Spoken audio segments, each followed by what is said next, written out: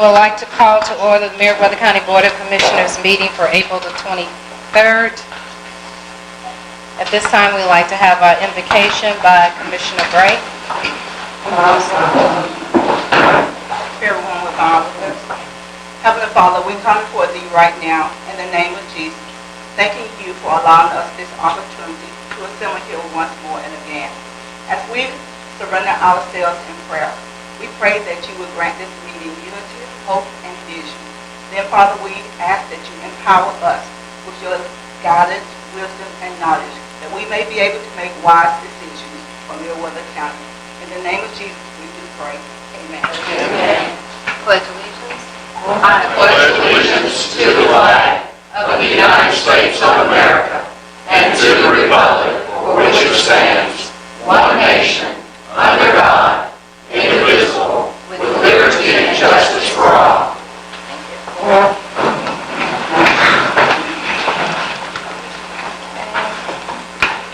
Those who've had an opportunity to look at the minutes from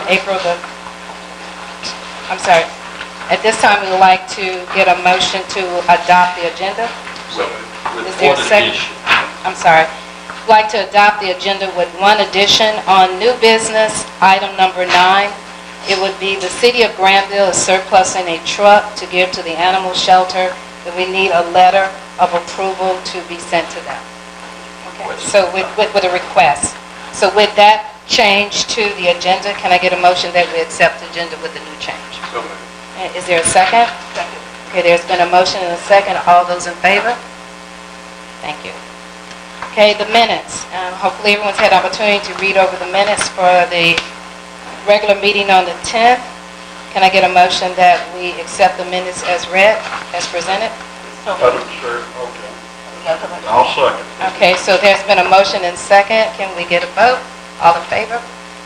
Thank you. Okay, at this time, we'd like to go on to the next session is municipal comments. And those are representing the cities. At this time, if they would like to make some comments. I see the mayor of Greenville. Okay, thank you. And the mayor of Lono. I'd just like to say that we're getting prepared in Lone Oak for some growth up there that we think is going to be heading our way in the next few years. There's some 3 new houses being built on Forest Road close to the Coweta County line. They're going to be, looks like nice houses that are going to be priced in the low 200s. So we're thinking that we're going to start seeing some growth up that way. We have a group of citizens that are working on establishing some zoning and ordinances. Terrell Jacobs with the GMA has been helping us with that, get that in order. The city has been doing some training with our city clerk. It's going well, and she's been getting a lot of help on our QuickBook training. And we're going to have soon all of our AR, AP, and records into QuickBooks. We did send a letter to the commissioners last week requesting that the county transfer the ball field property to the city of Lone Oak for us to use for future in recreation for walking trails, festivals, fishing, baseball, softball, and general recreation. That's all I have. Thank you, Mayor. Is there anyone on the board have any questions or comments? Thank you. I don't want to overlook anyone else, any other cities? Okay. All right. At this time, we'll move on to our Constitution officers. I don't see anyone today. So the next thing on the item is our department heads. All right, Brent, go ahead. Okay. We got a little bit of rain on Friday. Just a little bit, huh? In all, it was a bunch. There's conflicting figures as far as that goes, but we started in the wee hours, of course, and as soon as everybody started waking up and the sun started coming up is when all the calls started hitting. Of course, the roads flooded, trees down, and so forth. But I want to say this, all the departments seem to work very well together. It's probably one of the smoother events of such that we've had in a long time. Public Works worked extremely hard. Fire Department, Sheriff's Office, all worked very well with them. We've continued something that we did last event, and that's throwing our comments out to Facebook from the 911 Center. And basically what we're trying to do there is we're trying to keep the citizens informed anywhere we can, anyhow we can. And we've gotten very good feedback from that. You know, that's something we want to continue and improve upon at this point. But that's really all I got. Later on, we'll talk about road closures and stuff like that. But anybody have any questions? I just want to make a comment. Just thank you all for your hard and diligent work. It was something unexpected, even though they told us about it ahead of time, but you just never know the depth of it. Right. Once again, appreciate knowing that everybody worked together. Yep. It was a team effort. So thank you. It was. so It much. worked well. Prepare for the worst and hope for the best. Thank you. All right. All right. Public Works? Or do you want to go last?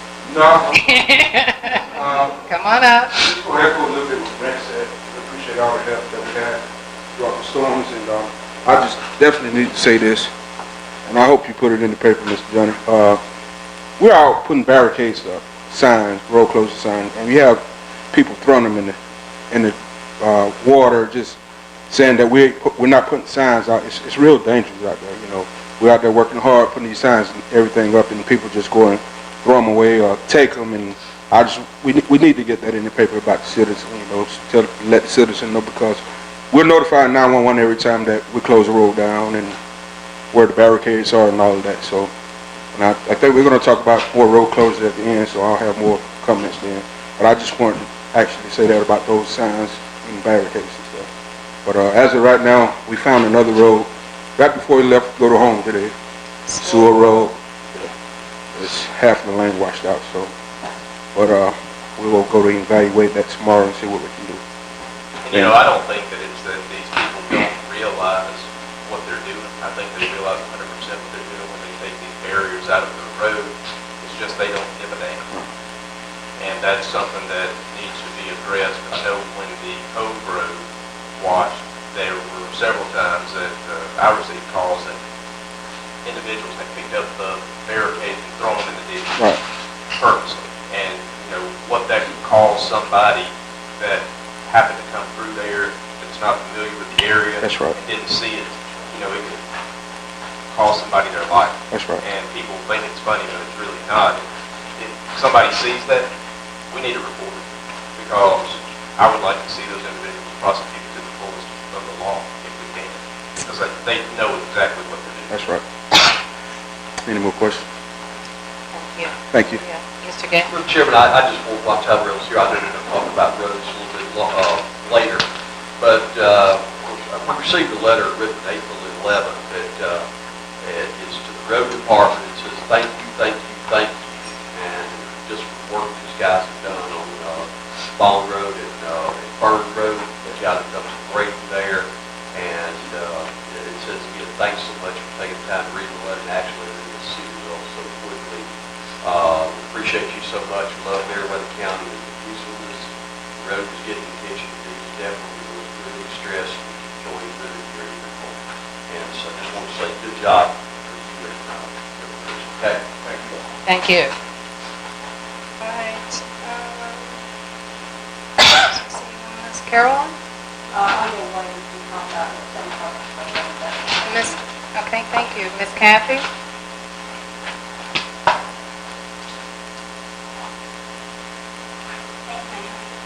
I have some reports I'd like to share with board members. If you don't mind, would you take one after that? I just wanted to give everybody an update on what we have done for the month of March. I have a list of all the building construction permits that we had issued. I've also included the Commissioner's District. These are in for the information on what's going on in your backyard. We've had a total of, I believe it's 13 and the total valuation on these 13 homes, including 3 on Forest Road, is $2,625,825 worth. And we do have many in Commissioner Hines' district, 1, 2, 3, 4, 5, 6, 7. Commissioner McCoy, we have 3, and Commissioner Bray, you have 3 as well.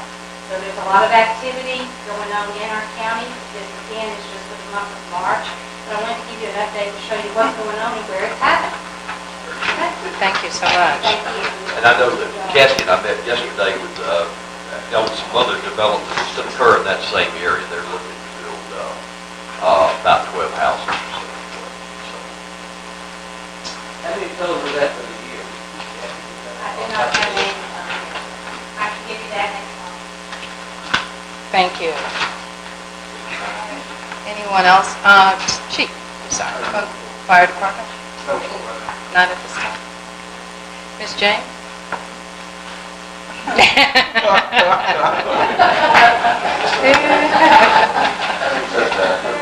I have signs for each of you, somewhere in your district. And you're all going to take off the thing. I'll have to fix yours.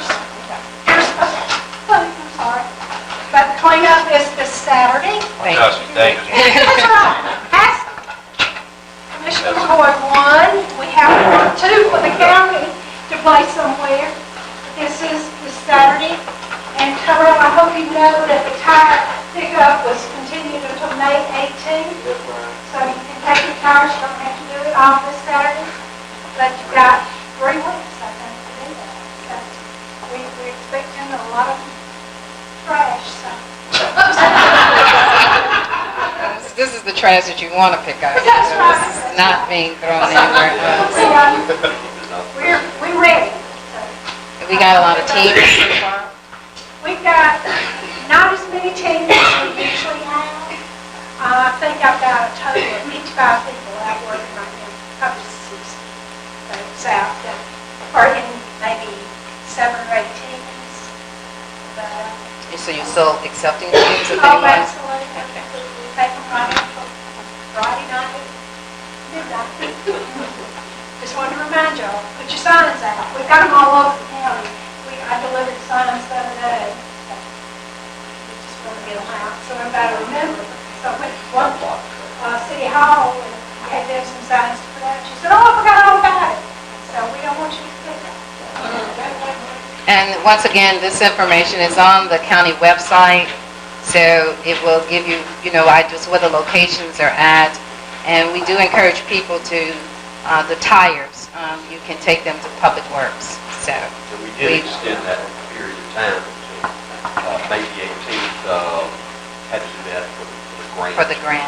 We're also going to make application for a roadside tire pickup grant, which is a 1-year period. So when our Public Works Department, I think they bring in tires every week, we can do those and get reimbursed for those as well. So,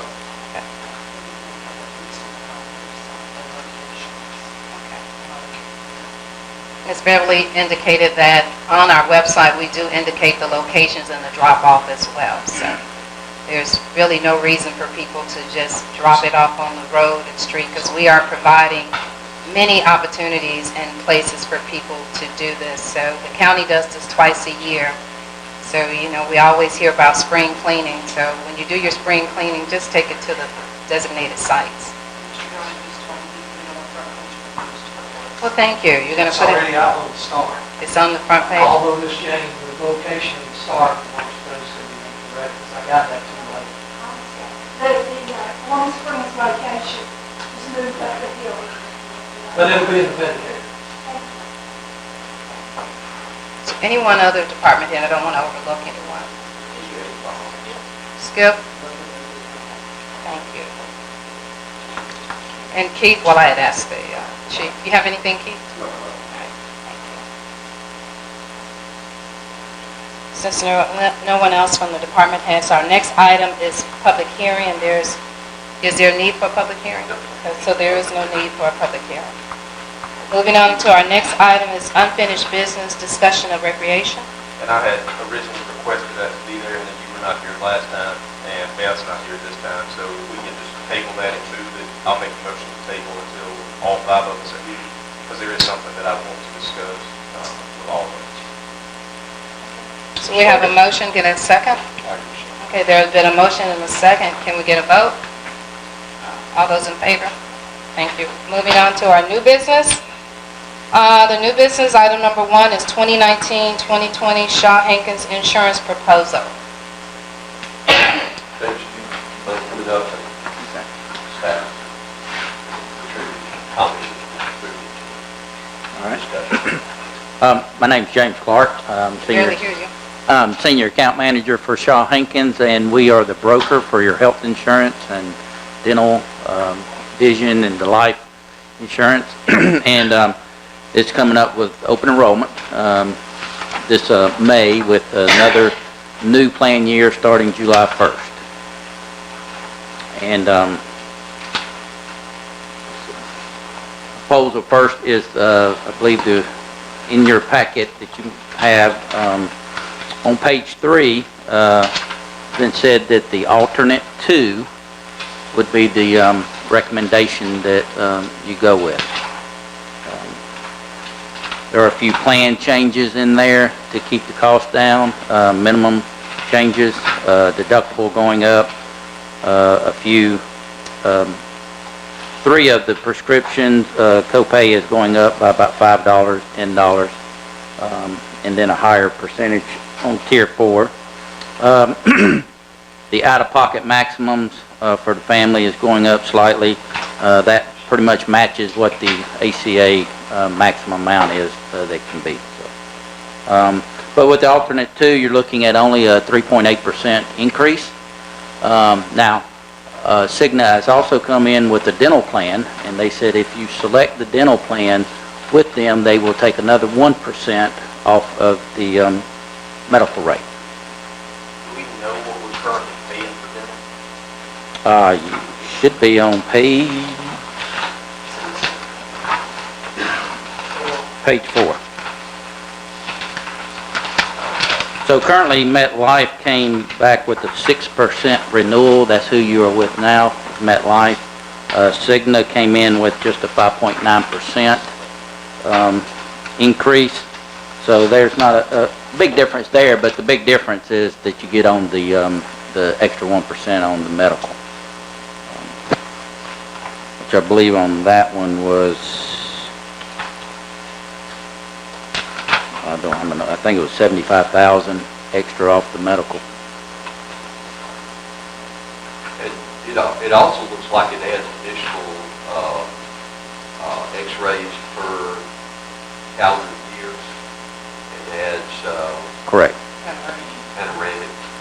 To a shorter period, one every 3 years versus one every 5 years. And that's for the dental. Correct.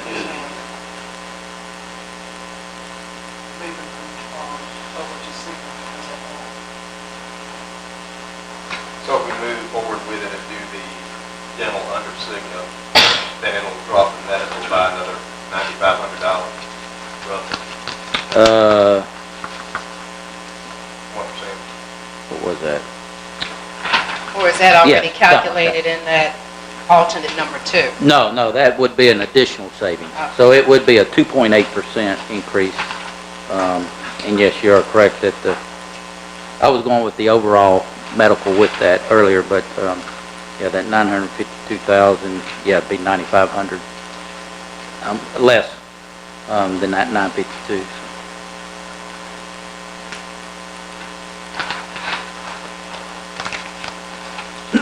The vision plan, they're satisfied with United Healthcare.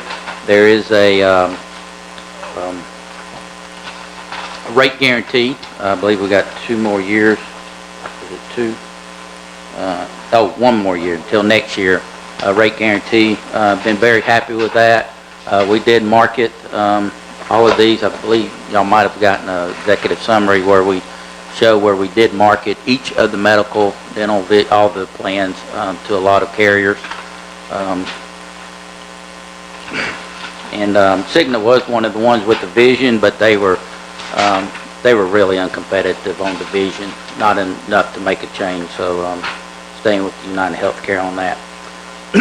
basic life, voluntary life, and disability are ones that you want to bundle together. It's usually better to go one carrier for all the coverages than to split it.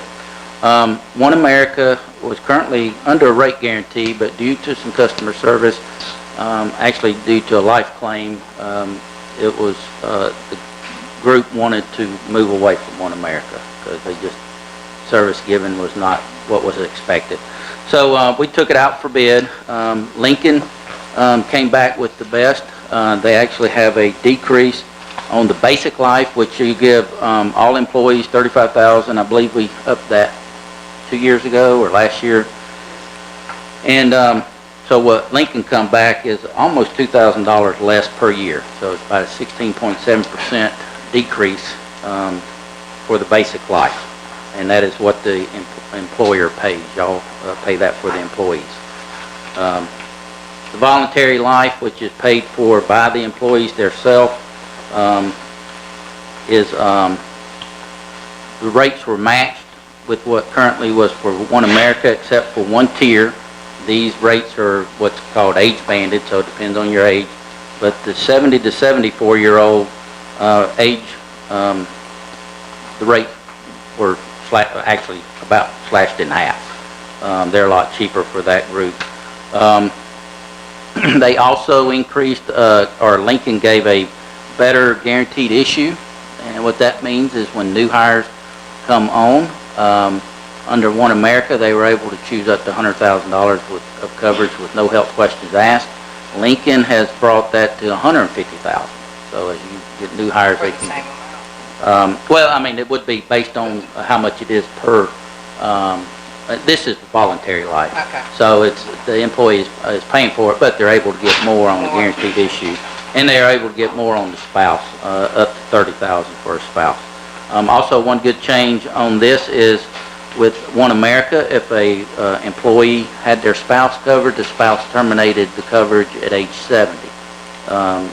Lincoln has taken that to the employee's retirement.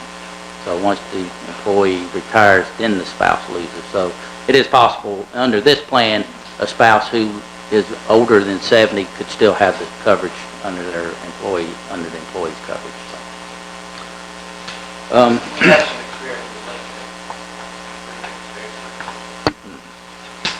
So, short-term disability, which is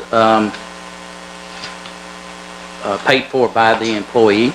The rates are a little bit cheaper, so they're going to see a decrease in the rate. Unless they got a higher salary this year, they might be paying a little more, but still, overall, the rates are going down for those people. Long-term disability is recommended. There's been talks of this, and we were finally to get a good plan, is to move the long-term disability to be employer paid, so everyone would have coverage for long-term disability, and that on a yearly basis would be $15,000 per year for all employees to have long-term disability. The long-term disability would be one where the elimination period is 180 days, so they would have to be out for that long before the long-term kicks in. Now, if they had short-term, it would cover them up until that 180th day, and then the long-term would automatically pick up. But it is our recommendation to move for that for the employer to be an employer-paid benefit. Next is Employee Assistance Program. We did look at, I believe, 4 other companies, but Aspire kept their rate the same. This is a very important benefit that has been utilized. I know it's been something that Beverly has had a lot of questions on, and even calls us when someone needs this service. So, but we were able to keep Aspire at the same premium or the same rate per person for another year. Actually, they gave us, they gave us another rate guarantee of 3 years at $1.55 per person per month. The HRA administration, there's a company, and we are recommending to move to a company called Task. The company that is currently, we just had some problems with this company over the past year and a half. In fact, this company was one that did all our COBRA, but we have moved all our COBRA administration to Task effective this past January 1st. So what we're trying to do is move all our groups to be under Task for HRA and COBRA administration. They met the, and Task is a nationwide company. I mean, they're all over U.S., very good company to work with. They have matched the price, administration fee per person. They had come in at one time with a renewal fee, but we were able to get that negotiated down to no renewal fee on a yearly basis. So, so the final recommendation is to move to Task for the HRA administration. James, back over on page 3, make sure I'm correct in this. You have the annual premium by plan. Now, this dollar amount includes not only the county contribution, but the employee contribution as well. Correct. Yeah, this would be the total price that the county would owe Cigna, you know, for the coverage. Right. But of course, this premium is a total of what the employee pays and what y'all's contribution is.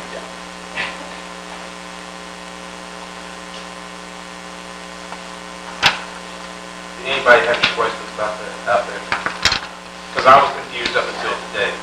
And if you didn't understand what he just said, the total amount that we're looking at for our medical coverage, that's a total premium paid to whatever healthcare plan we go with, but also the employee who has the insurance pays so much per pay period that comes back in, and you take that times the amount of employees that you have and subtract that amount from the bottom line, it's pretty significant. So it looks like the county is actually paying out this entire balance to the insurance carrier, but in actuality, that $100,000+ is paid back in by the employee's part bi-weekly from their paycheck, subtracts a significant amount from this bottom line.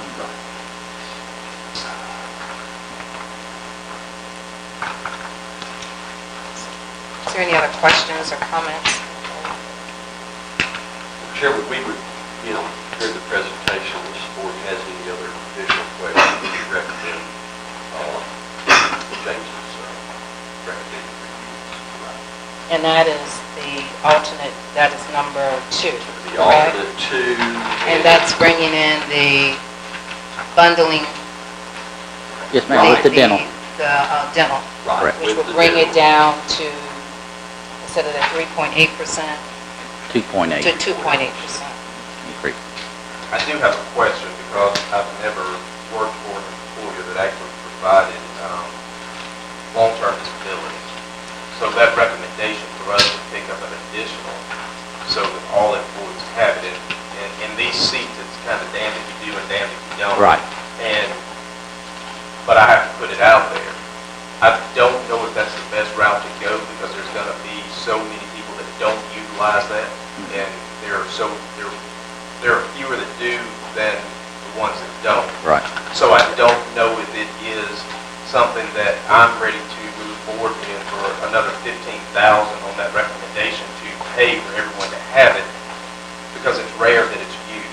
It's good when it's there, but Right. I also think that it's choice, and we do a lot to supplement the lack of salary, hourly income in this county by doing these types of plans and taking on the majority of the payments.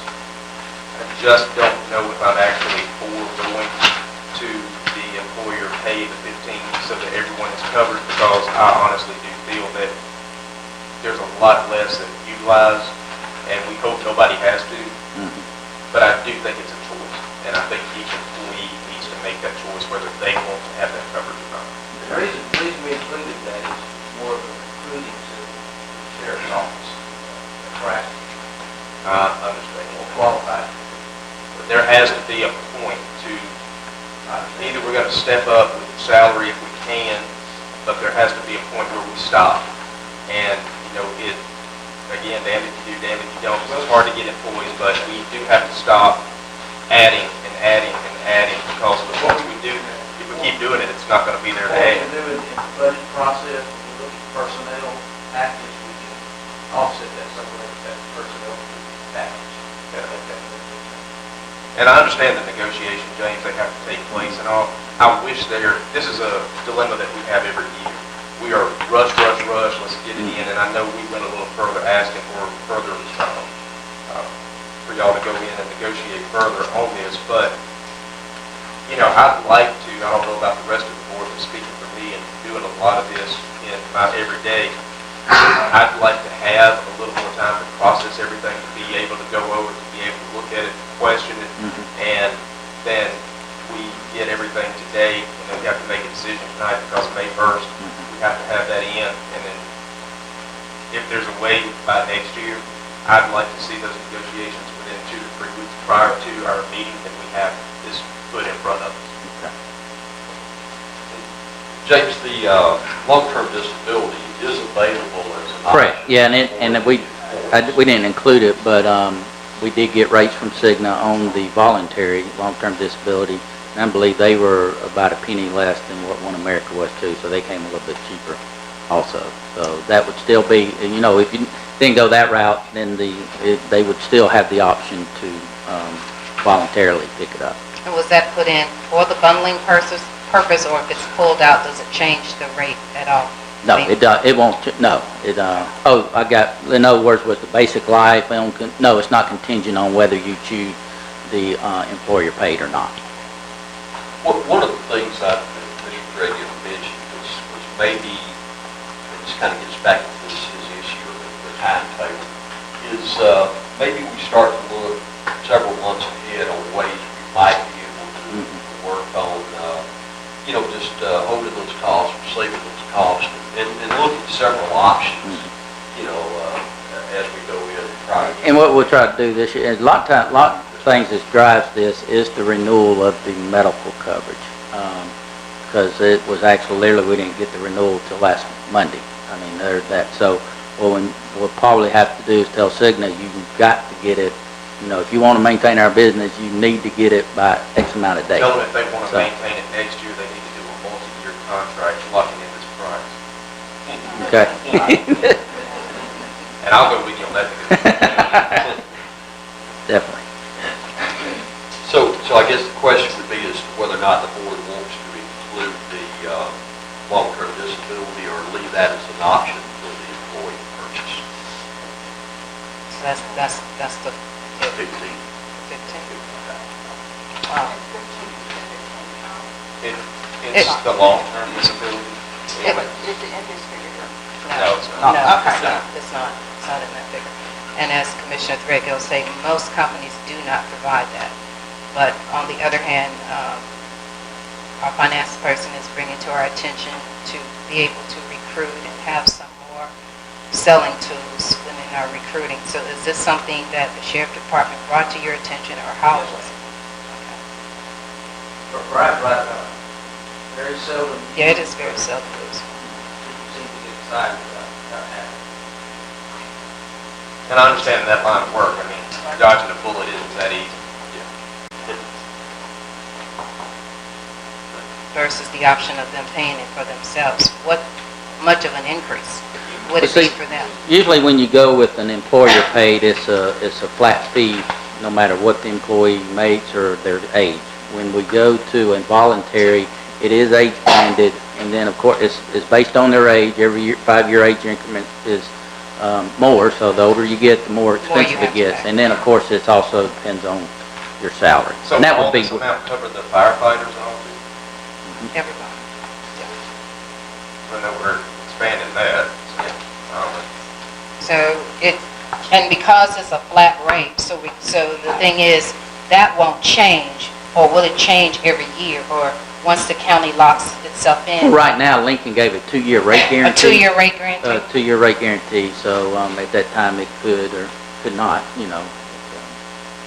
all goes on their claim In experience other words, also. it would cost the employee more than what we would be paying if we paid the county pay. Probably for the older ones, I mean, if you got somebody in their 20s and 30s, it may be a lot cheaper for them. So, but yes, for the older ones, it would definitely help them to not. But the good thing is, if the county does it, it's just a flat fee, so regardless whether you're a new employee or you've been here for 10 or 15 years, you have that option to have that coverage. Correct. And I think it was like 30 cents. 30 cents per $100. Yes, It really wouldn't per be an $100. option. It would be, if the county chose to cover this, every employee on board would Have it. would have it. And to keep in mind, this long-term disability does not cover 100% of their salary. It only covers 60% 60%. of their gross pay, and it would not include anybody hurt on the job. It's only, because that's workers' comp, so if somebody's hurt on the job, this would not cover them. So in actuality, if a firefighter or a deputy or something happened to them and they're on the job, it's not gonna cover. It's workers' comp.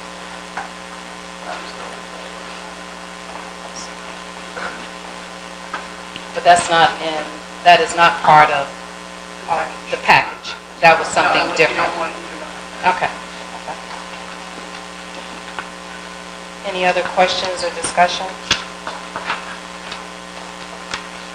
So at this time, what's the recommendation from Mr. Day? The recommendation would be for alternate 2 with Cigna to bundle the dental with Cigna, to lengthen the rest, and then the option of whether or not the board wants to consider the long-term disability at the county's cost, or if you want to make it an option for the employee.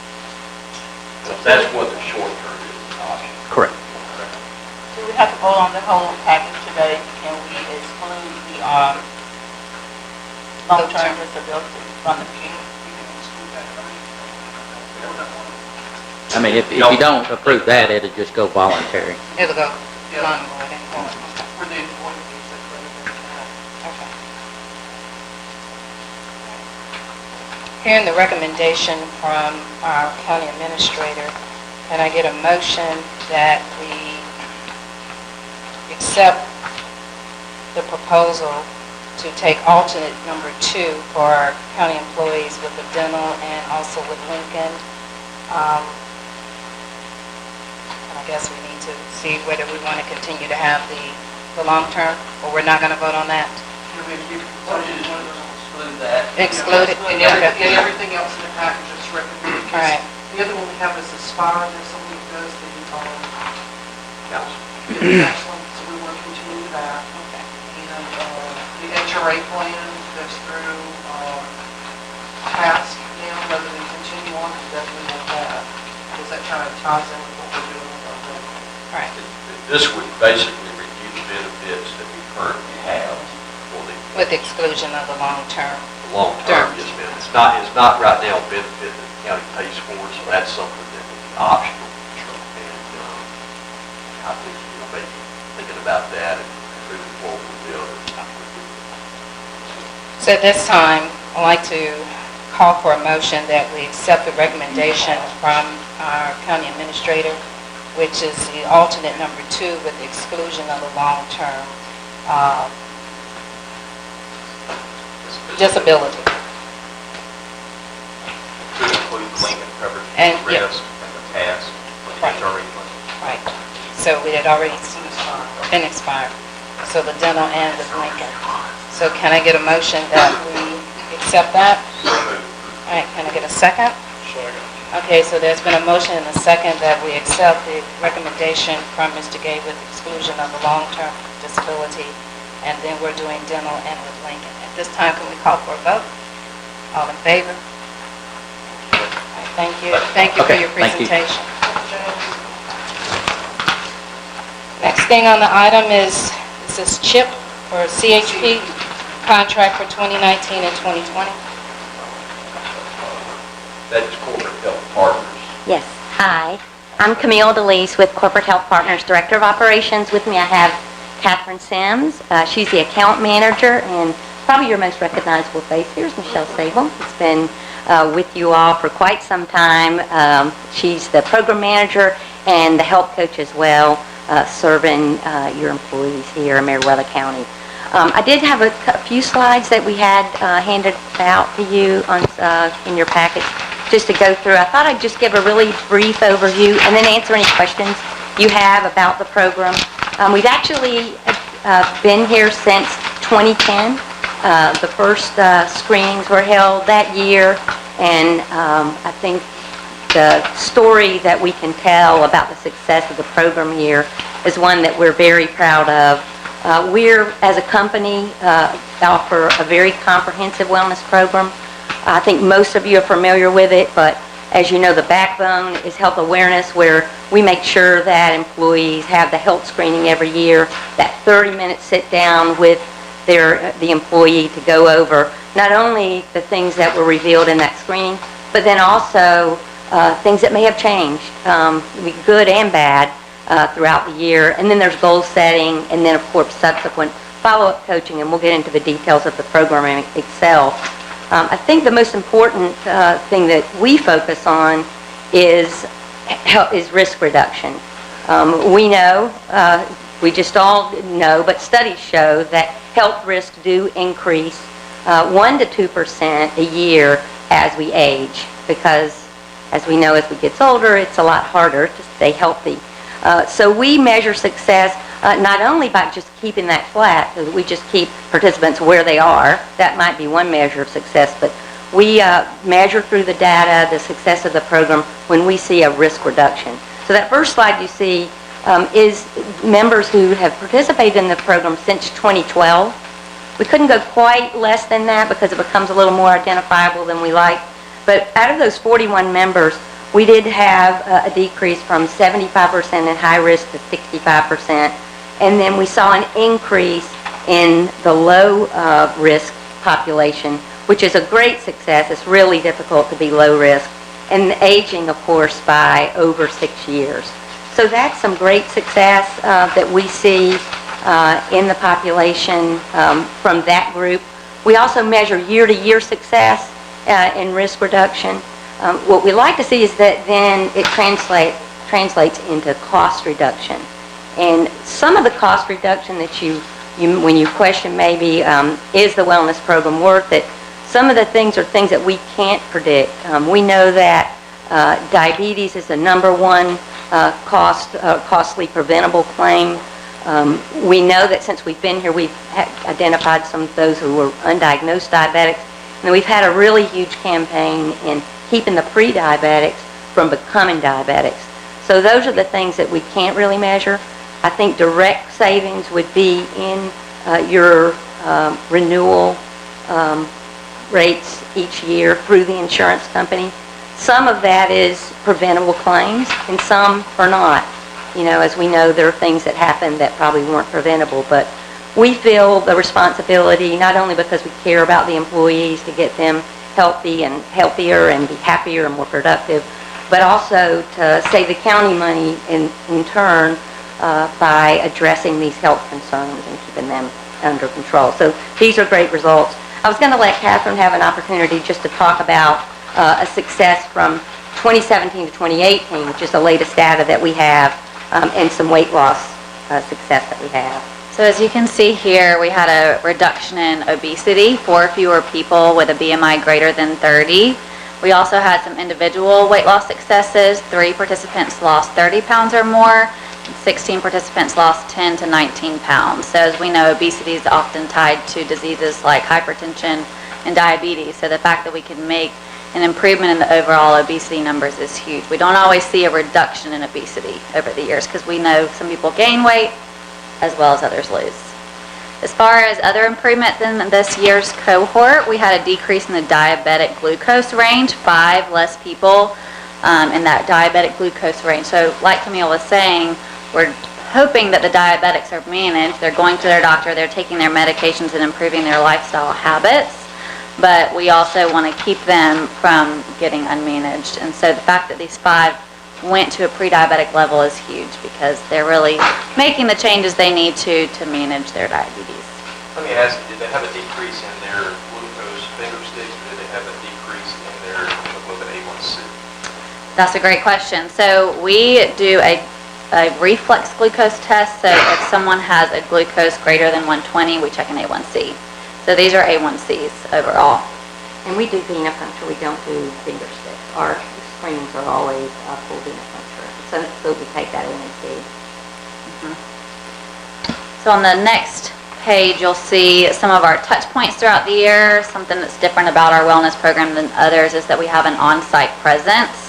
So throughout this past year, Michelle has done 681 follow-up coaching sessions. That's with every employee that's in the program. They have a certain amount of health coaching sessions that they have to do throughout the year. So a huge touch point and accountability for these employees to be able to work on their high-risk factors.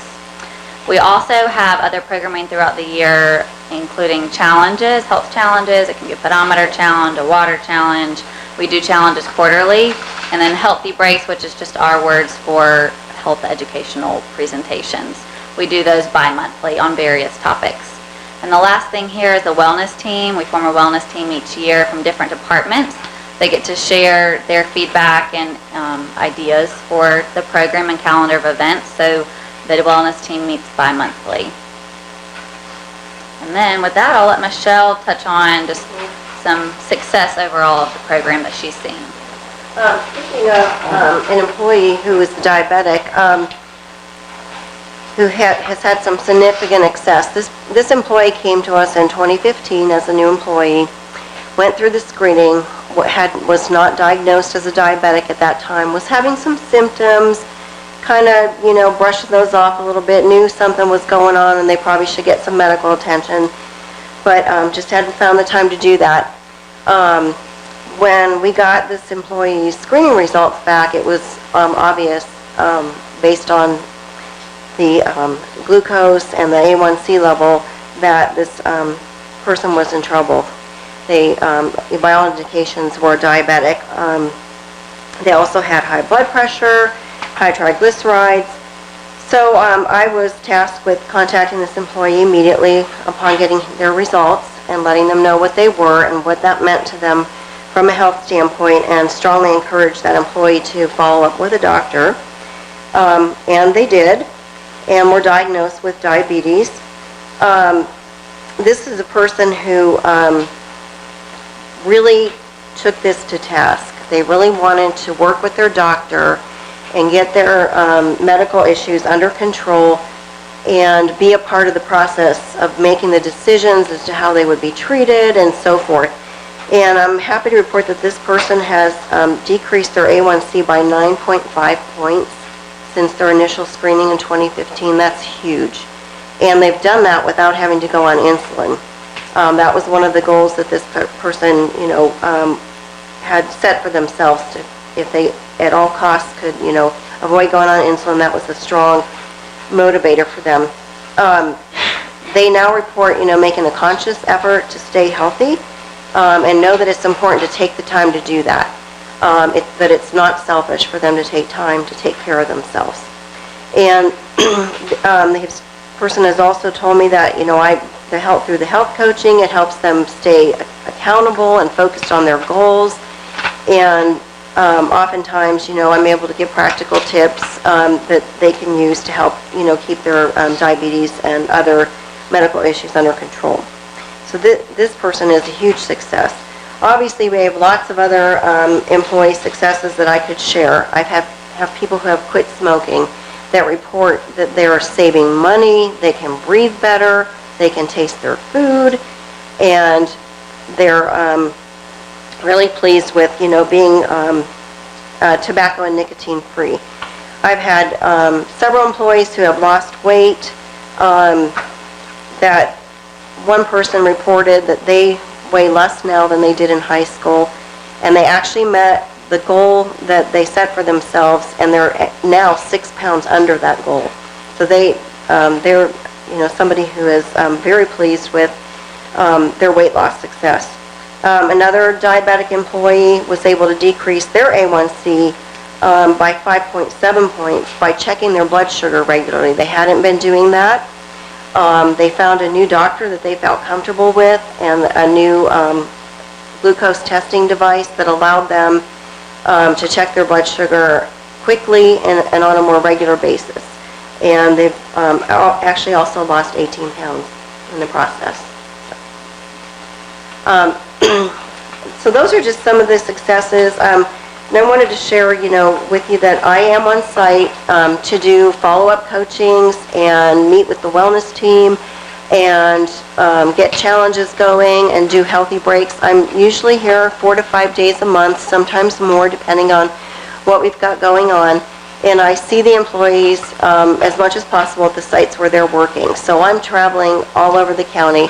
You have kind of 9, basic departments and offices that I go to. And of course, with the fire department and the public safety, there's multiple locations for that, within that same department. So I do, try to meet the employees where they're at working and have, for the most part, figured out their schedules so that if I miss them on one week, I know, when I can probably catch them the next week, especially for those in the sheriff's office that have the rotating, shift schedules. I really enjoy working with the employees. As Camille mentioned, I've been with the program since 2011. We'll be starting in year 8 of the program. So for those employees that have been around a while, I know them quite well. But we're, still chugging along, and some people are a little quicker to make changes, some a little bit slower. I have an employee who I've worked with since 2012, and pretty much, was doing the same things to try to, and was just kind of coasting along, maintaining her weight, has now just embraced regular exercise, eating healthier, and has lost 42 pounds. And this person was the same weight for the last 5 years. So this is huge. Yeah. One other thing I'd just like to say about Michelle, she talks about all the places she goes. She also comes in the wee early morning hours to make sure she catches night shifts coming off duty and early shifts coming on, because we know county governments aren't at 9 to 5 where she can be somewhere in a cubicle and they can show up there to meet her. So really happy with the work that Michelle has done and appreciate the opportunity to serve Marietta County. Well, I think that we're all happy to have her here. She is, I know I can be one of the more difficult ones. And you're welcome to say that it doesn't bother me, because I know I am. And don't put that in the paper, Johnny, which can. But I do have a reason for asking a lot of questions and challenging a lot of things, because I just want to make sure that every dollar we spend is appropriate. It has nothing to do with you being great here. They're a really great job here.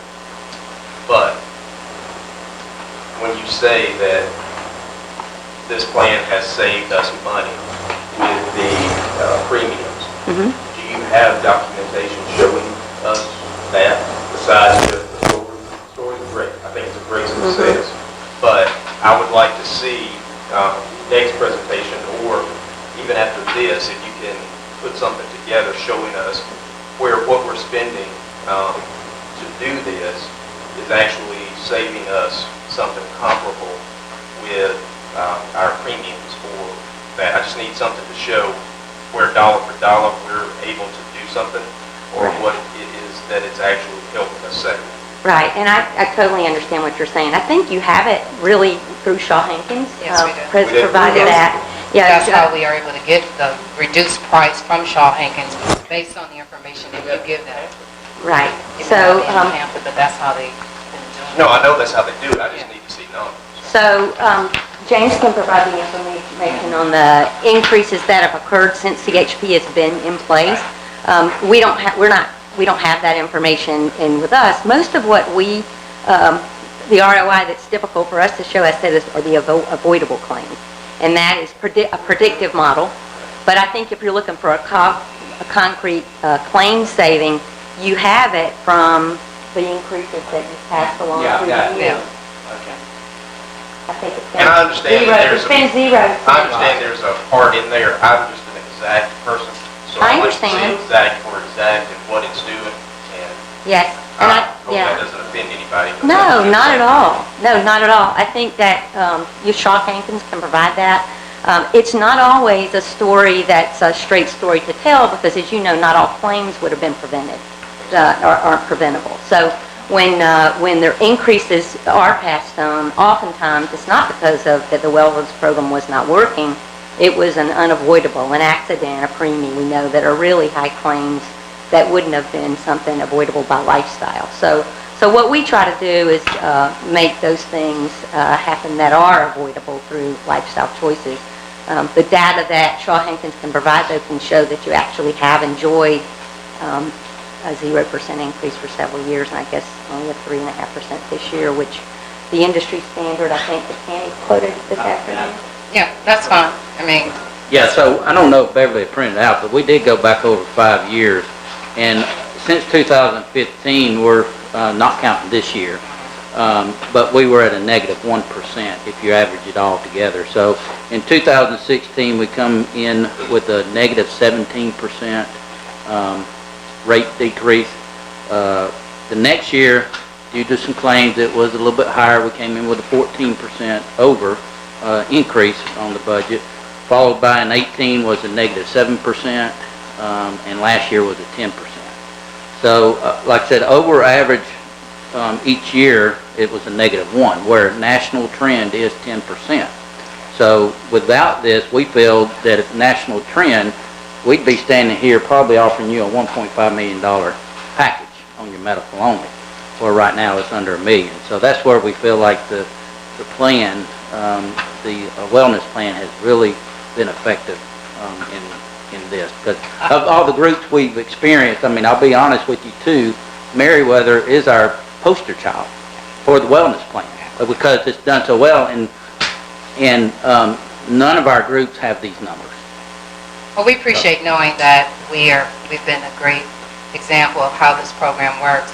I think, as Mr. Commissioner Threadgill stated, this is a lot of information to take in, and it would be to our advantage to have some of this information and data much earlier, so that we too can look at how things are progressing along the way and how the impact that you're having. So once again, appreciate what you all shared with us. Thank you so much. It's good to know that we've got, 681 sessions is pretty good, I think. Maybe someone else thinks differently, but to know that this is a tool that we can provide to our employees, that we're concerned about their health, because we know when they're healthy, that means they come to work on time, and they come to work. So we appreciate all that you've all done. But once again, I think this is a lot of information, and I think if we could be provided to us much sooner, and especially what Commissioner Threadgill was saying, the numbers part of it, that would be helpful, right? It would be. It would be very, Okay. very helpful. We get that. Well, thank you all so much. Okay, Mr. Gay, and so what are we voting on, or what do we need to make a motion What's on? your request tonight is to continue the contract for 2019 to 2020 with Corporate Health Partners, and I think the annual fee is the same as it was the previous year, am I correct in that? No increase. No increase? No increase. Okay, that's good to know. This Corporate Partners? Corporate Health Partners. Based on our recommendation from our county administrator, can I get a motion that we continue the contract with Corporate Health Partners for 2019 to 2019? Okay, so there's been a motion. Is there a second? Second. Okay. Second. Point of discussion, is there something for the chairman to sign here? Or do we need to include that, allow the chairman to sign? So do we need to go back and redo the motion then? Just amend the motion? I'll amend it to include allow the chair to sign. And there's been a motion, and is there a second for that amendment? Okay. Any more discussion? If not, at this time, we'd like to ask for a vote. All those in favor? Votes carries. Thank you. Y'all thought I was going to say that. All right, the next thing is our summer focus program, Ms. Beverly Ball.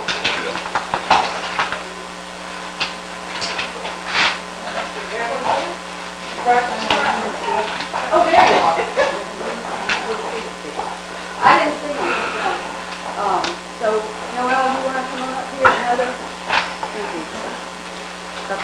bring the whole game up here.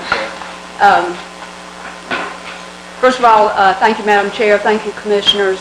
Beverly, thank you for helping me figure out how to get this as part of the agenda. If we think of this as all that we're going to be talking about, and we know we need to be brief, is under the umbrella of summer education. Y'all know that, let me introduce you. You know Beverly. This is Noelle Friend. If you don't know Noelle, she's the arts teacher in Mountain View Elementary and also works for the other elementary schools. She is better known as an arts evangelist. We don't want that stuff. Well, it seems to fit. And this is Heather McClendon, who is the person we'll be talking about contracting with for a performing arts component. Heather is certified to teach in K through 12. She has a degree in theater education. She's been the associate director for the Springer Theater in Columbus. She's done a lot of performing herself, including Peter Pan. I think she was Wendy or Tinkerbell. Okay. Anyway, we met Heather a few months ago, and we really had an opportunity to have some really good conversation about how we could bring the performing arts into Meriwether County, because Noelle has done a great job of bringing other art forms into the school system in particular, as well as during her summer arts camp. And y'all know we've worked really hard to elevate arts in our whole community. And more particularly over the last, I'll probably say 6 to 8 months, we've really focused on the school system and how can we bring arts more into the classroom and support arts education, because typically that's one of the first things that gets cut in public education programs. So right now Noelle is working in partnership with the River Center in Columbus on a project that actually goes all the way from elementary school through high school. And she has a number of art residencies that she has been working with to introduce all of those age groups to various art forms. We also have a project underway with the LaGrange Art Museum where we're doing, it's called Mini Artful Visions, and that's funded through a grant. And that will be winding down, I believe, the end of May or June. Okay, it doesn't go to the fall. So again, if we could think of this as being under the umbrella of summer education, which would include Beverly's summer focus program and Noelle's summer arts camp.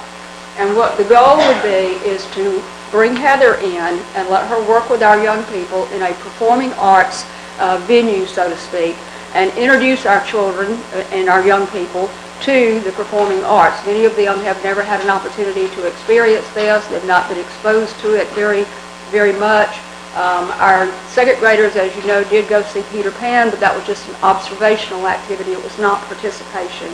And we know that all art forms, I know that now from being in the classroom with those second graders, I know that all art forms really enhance the learning environment. The research backs that up.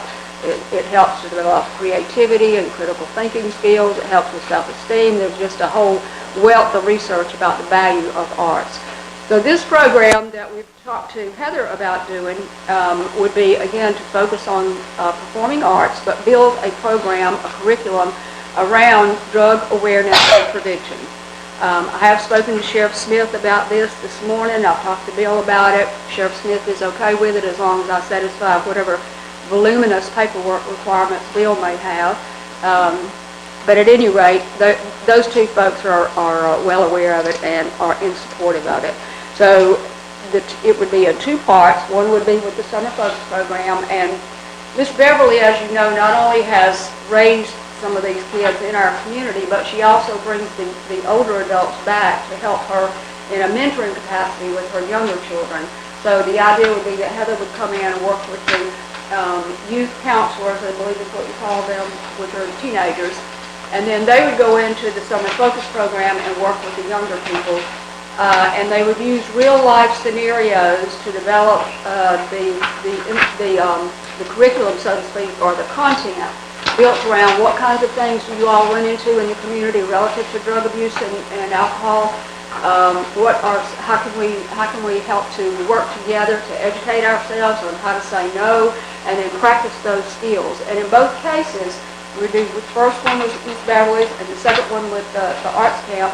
But in both cases, they would culminate in a presentation to the families at the end of the few days that they were going to be working.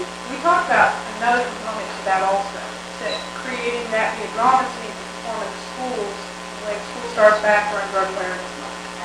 So we Good talked- idea, I forgot about that. We talked about that next component, but these students that participated. I know. That were the mentees and the younger students to perform at the different school systems as an outreach, but we're not just dressing up in different clothing during that week, we're giving it one more component. Thank you. I'm glad I brought you up here. So part of the value book, the development is that basically the students, based on their experience and being immersed in this community, would create content that was directly relevant to them. And there would be, over the summer, we would have multiple, pieces of work that these students created, and they're activation. So basically, the scene shows the problem, and then I'm going to work with the junior counselors and the older students in Noel's camp to practice facilitating that. Basically, you show the audience the problem, and then you involve the audience directly in it. They're like, what would you do?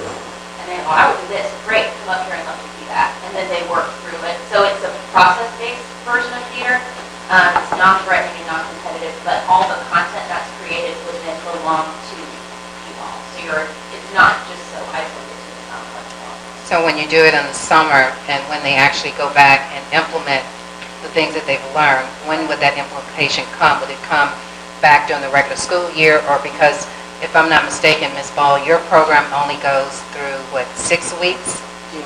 It's just 1 month. And this one only lasts 4 days. But there's the two components to that, and we're hitting both ends of our county this way. So they'll have a performance at the end of their month, possibly more than that. We'll have one at the end of our week. And then when drug awareness comes at each of the elementary schools, middle schools, and the high schools, we will have the students perform what they learn and what they are able to do. When school session goes back in. Yeah, and when is drug awareness week? It's October, I think. October. I'm almost sure. That's when we all dress leaders. I think it's October. Yeah. But that part that's important to it is that each production will change depending on the creativity of the students and the impact it has on their daily life. Our children at a younger age are exposed to things that some of us never thought about till we were older teenagers or adults, and it comes to them in a variety of forms. So this will give them techniques and skills to help them. I've been teaching at Mountain View 21 years, and I fuss at the high school kids because they take an oath every year. I will not smoke. I will not do drugs. And if you drive by the high school, they're out there trying to get a cigarette or a vape without anyone knowing what's going on.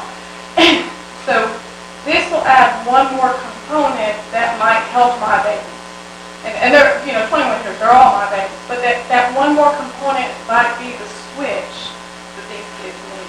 Well, particularly because what Heather's real specialty is improvisational theater. And so that's why, and she's got a couple of links on the paperwork we gave to you where she's done some videos kind of demonstrating how that process works. So, yeah. Thanks. That was a compliment. That was a good thing. I don't give out yet. No, he doesn't. I do believe the concept is good, but other than sharing us the program, what's the cost, Okay, or well, what the else do you cost need for- from us? The cost for both components of this is $3,800, and that would be in addition to whatever additional budget Ms. Beverly has just to support the summer focus program. So it would be a total of $10,710. Are you ready? Yeah. I think well, that was a good way to move it on. Thank you. How much comes from the sheriff? All of this is out of All of it. This is the Dave Fund, right? Something we'll have to talk. Oh, really? And I'm not volunteering this year. I can't say even make it. Well, you call me. Thank you. Yes, ma'am.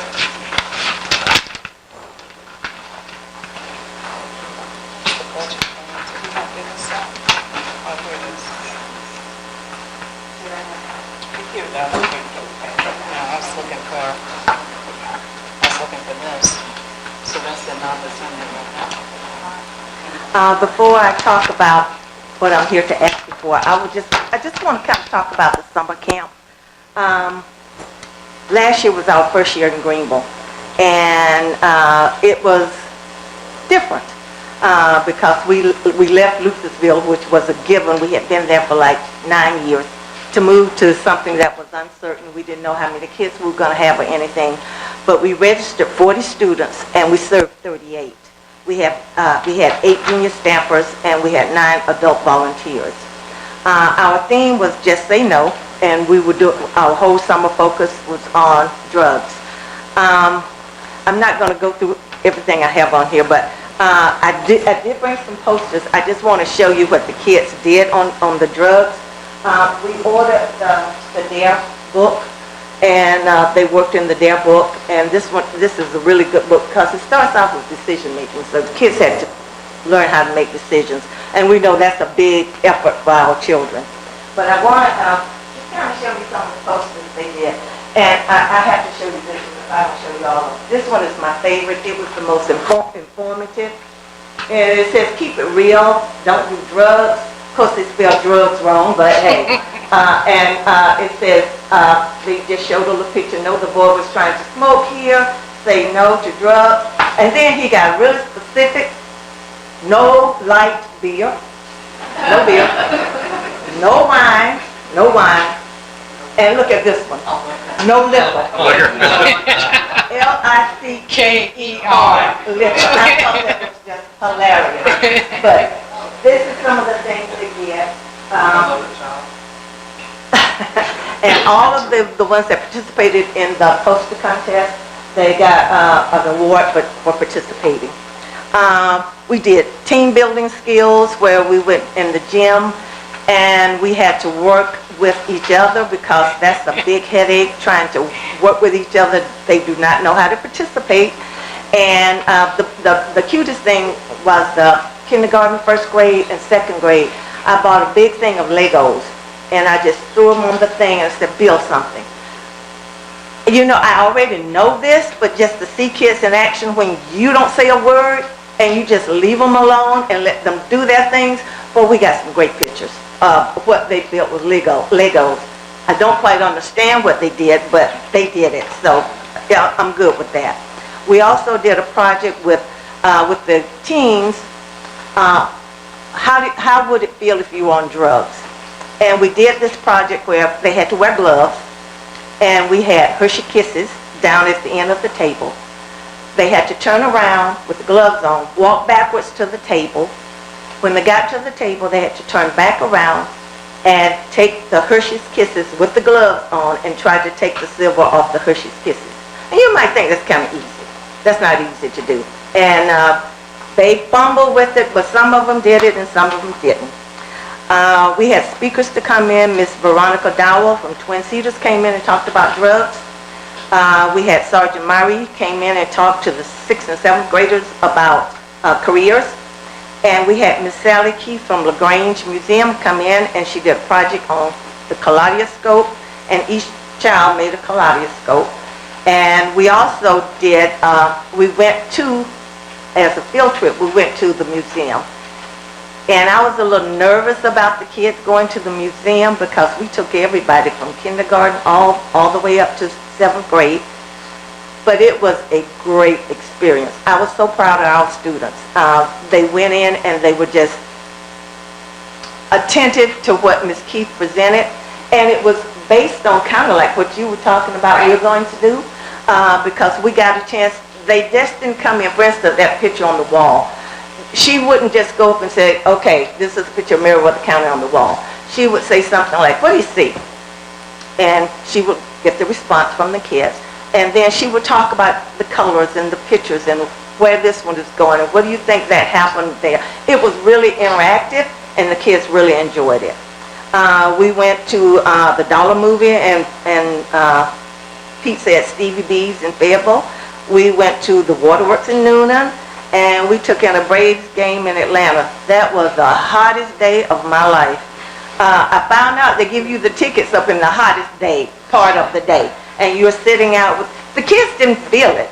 We felt it, the adults, but the kids did not feel it. So it was a good opportunity for the kids to do something like that.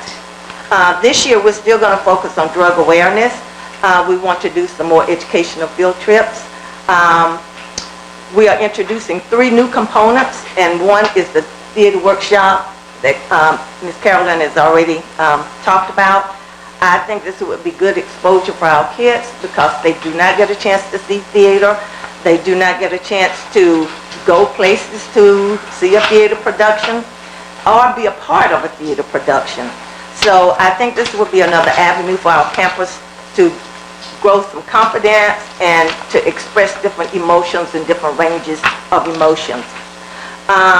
We're also going to present one day for Teen Maze this year. This is going to be presented by Ms. Rhonda Fuller, Executive Director of Family Connections. This is the age group that we have been missing. We did teens when we were in Luthersville, but we had to stop doing the teens because it became more of a problem than we could handle. I have been feeling a little guilty because I have not done anything with the teens. And after talking with Ms. Rhonda, and we're not doing Teen Maze in the county anymore, we kind of talked about trying to present it to the teens for one day only. This one we're going to be doing team building, bullying, texting, sexing, alcohol and drug prevention, health, pregnancy, STDs, health and wellness, career opportunities, and volunteer opportunities. We also have a gentleman that would like to teach an Excel class for 1 hour for the week of June 4th through the 6th. We're also going to be working with Get Georgia Reading Initiative, and we're going to be reading to our campus during lunchtime, and we're going to have a reading contest, and we're going to be dissecting a novel. Just to show you how the summer camp gives back, we have in our audience one of our campers. She started out as a camper. She moved up to one of our junior staffers, and guess what? Now she's working with you. So we're so proud of her. We are too.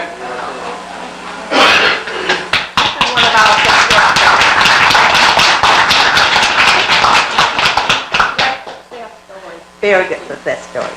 So that's my report, and I have given you the expenses from last year. I wanted you to see where your money went and how we use the funding that you gave us, and we really appreciate everything you did.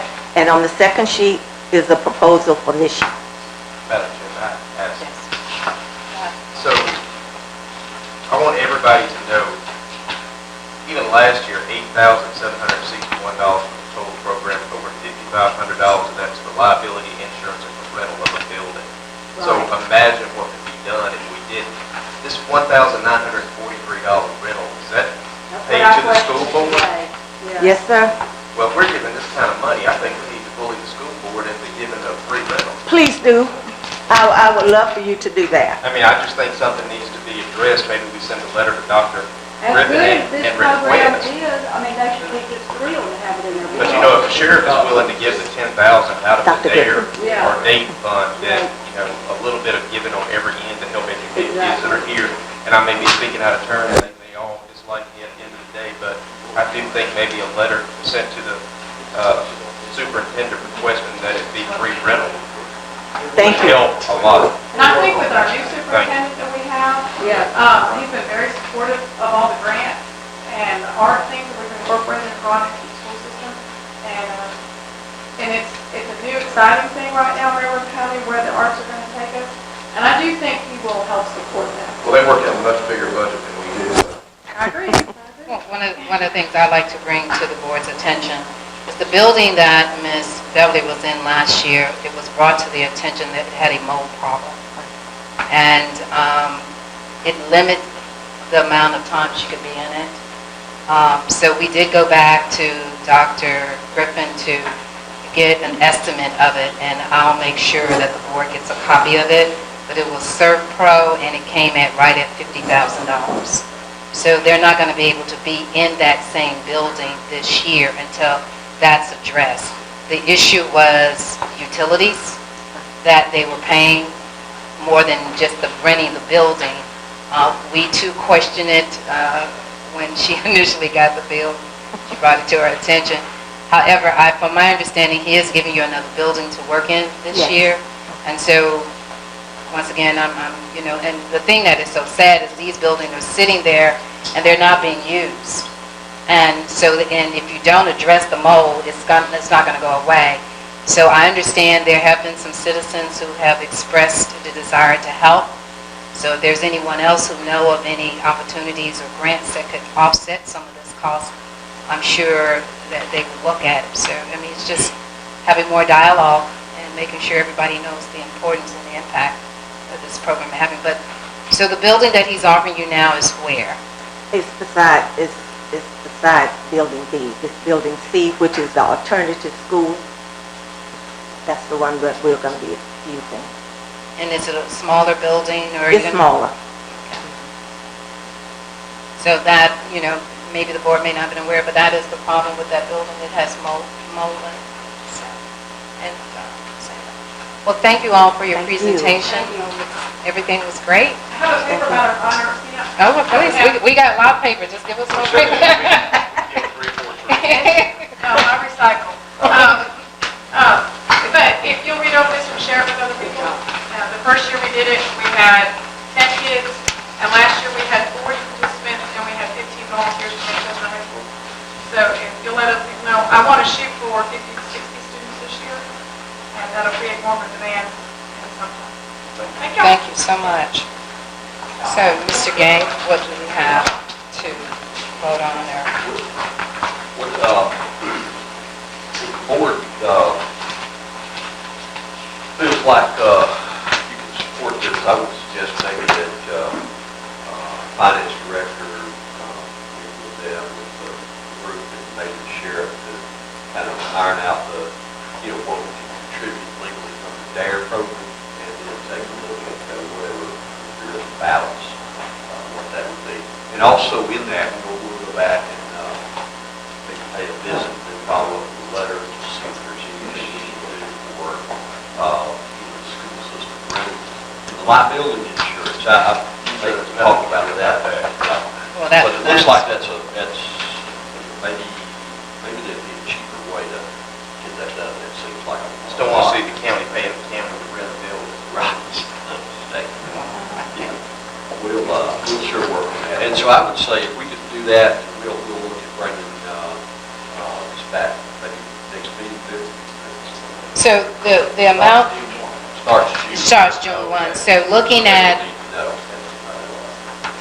We did fund the program last year through state drug awareness, training, education.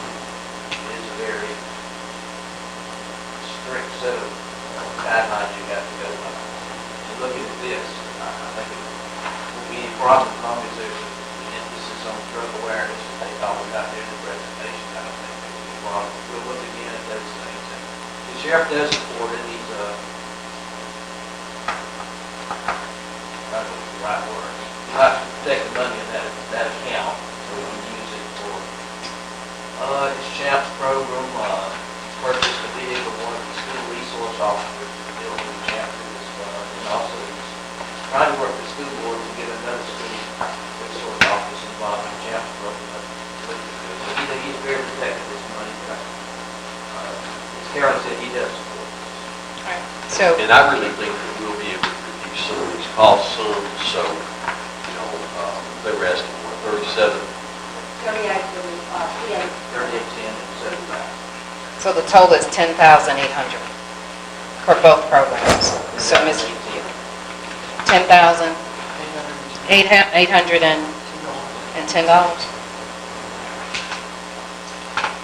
And we'll see if there's a way we can reduce those, rent. And I would feel pretty cool. The way they addressed it, and I'm sorry to interrupt, but it wasn't so much they were renting the building, they were paying the utilities. So that's the way it was presented. So, I understand. all right. Once again, thank everybody for their presentation on the summer focus program. At this time, can I get a motion that we accept the recommendation from our county administrator to go ahead and support this in the amount of $10,810.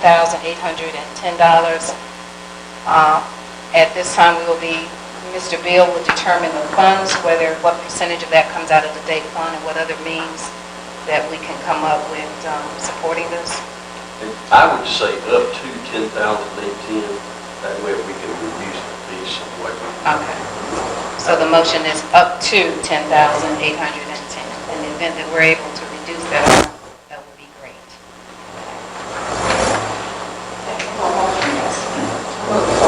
I'll say. Okay, there's been a motion and a second that we go ahead and approve the summer focus program. Can I get a vote? All those in favor? Motion carries. Thank you. All right, the next item is accepting the ROW easement for Durand Fire Station. Chairman Commissioner, this is a executed right away we had to actually go ahead and do to be able to get power to the Durand Fire Station, and we're bringing it back to you guys tonight where it can be a matter of minutes. And this just allows diverse power to be able to run and repair and construct and whatever power we need to be able to cross into the fire department. We recommend this. Can I get a motion that we accept the easement for the Durand Fire Station? I'll make a motion, we do. It looks like it's pretty much boilerplate. Is there a second? Second. Okay, there's been a motion and a second. Any other discussion? If not, can I get a vote that we accept this? All in favor? Okay, motion carries. Thank you. The next item is approval to purchase 4 new trucks. Mr. Ginn. Madam Chair, I'll be bouncing back between number 5 and number 6 because it's kind of interrelated. You've got a quote in front of you that Chief Madden negotiated with the state contract with Leland Jackson for some vehicles in the sheriff's office that are brand new Dodge V8 4-wheel drive crew cab. The price that he was negotiating pretty low. I got so many papers. Anybody else have it? I have it, I just gotta find it in the list of documents. They're just looking at it. Yeah, Darren just put myself on there, that's fine. With that said, in our budget, this fiscal year, we set aside money to buy or finance 4 pickup trucks, 2 for public works, 1 for code enforcement or building inspection, and the other one is for tax assessor's office. Right now, they are using I'm not sure what year model the Dover thing is, but it's pretty old. It's got over 200,000 miles on it. The old pickup is in such bad shape, public works is that's what they're using. And we have in the budget funds for the financing of those 4 pickup trucks. We got an estimate of a 3.85% interest rate. The last time we financed the sheriff's office vehicles, it was 4.2, so the interest rate's come down. So what I'm asking for the board to do is approve sending out an RFQ for the financing for the local banks within the county for the 4 pickup trucks. So the 4 trucks will be for our use, what we have here are trucks for the sheriff's department. These 4 are for public works, code enforcement, and tax assessor's office. 2 are public works. And then the other 2 is for the sheriff department, that gives you a total of 6. 7 for the sheriff's department. We'll talk about that. Well, you got 6 right here, and you just gave us 4, so where's the second truck?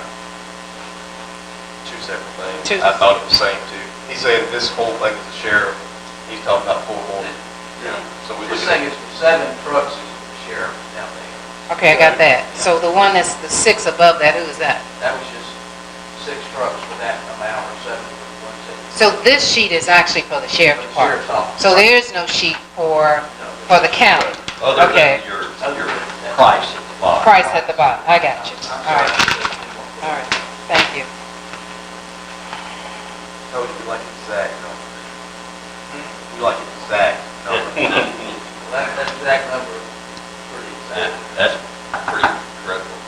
In fact, I called Chief Adams to get the name of the salesman over there to price out trucks and inspect out. And he told me I was wasting my time pricing those out, because I couldn't get those trucks cheaper than the ones that he already negotiated.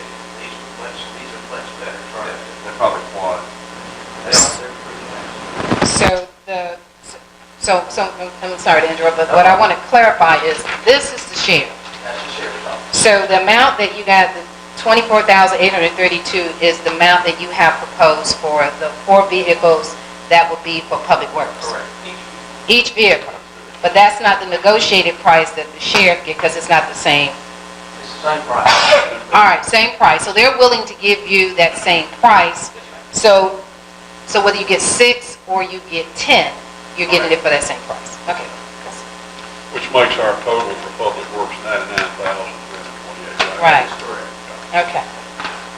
It would be easier if it was a little bit more. I'm about to come sit out there with y'all. Spread out. What I'm asking for is just the authority to go out for an estimate on the percentage finance rate for the 4 Public Works trucks. Okay. Okay. And after I get those, I'll come back to the board for their approval. So you're just asking approval to get a RFP financing for 4 trucks. For truck, Public Works, and accessories, building stuff. At that amount. Okay.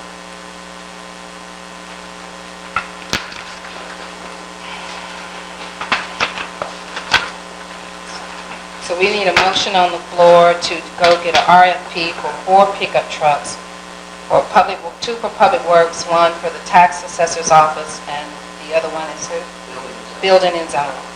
And that is at, so do we need to put in the price on this? Because that can vary, or up to or down? That's going to be the price, and what I think Bill's looking for is just be able to go out to the banks and get some quotes on finance. The financing part. Okay. Again, the payments are in the budget for this year. Okay. So once again, I need a motion on the floor that we do an RFP for 4 pickup trucks. And is there a second? Second. Okay, there's been a motion and a second. Any more discussion? If not, I'd like to call for a vote. All those in favor? Vote carries. Now let's move to the sheriff department. The sheriff's department's not going to be as simple as that.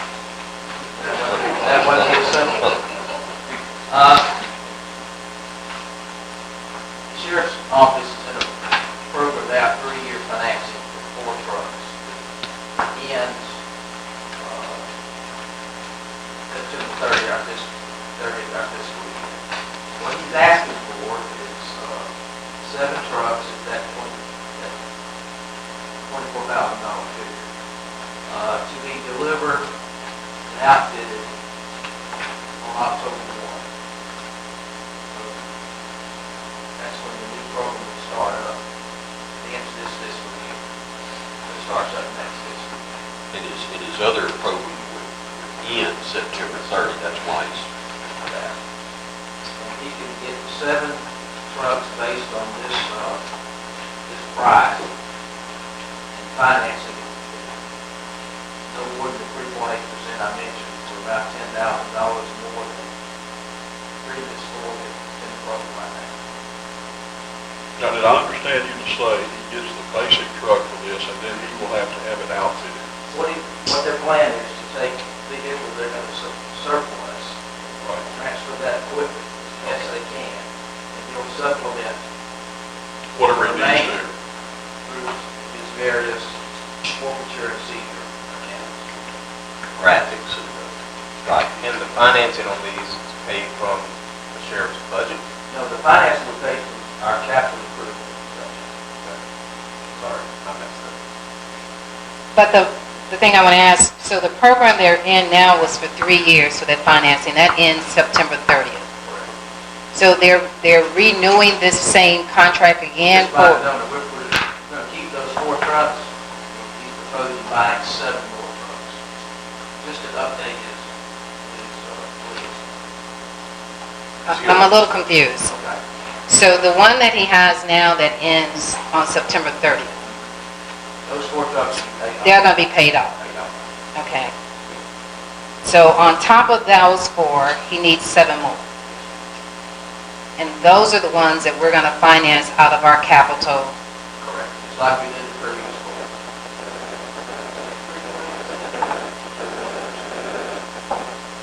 What you'll have is there'll be some other vehicles in the fleet that will obviously at some point be, released or sold or whatever, because they put a lot of miles on the, so when he gets, his fleet will actually grow by so, by the time he gets there, he's gonna have some. Retire. Yeah, retire. So when they surplus, the money that's used that for those additional things that needs to be added onto the trucks, that would come out of that surplus money. This won't hit until next fiscal budget. We need approval so that we have them delivered after by October. By October 1. We won't make a payment of any kind until after the first month. Any other commissioners have any other questions or comments? We're always confused.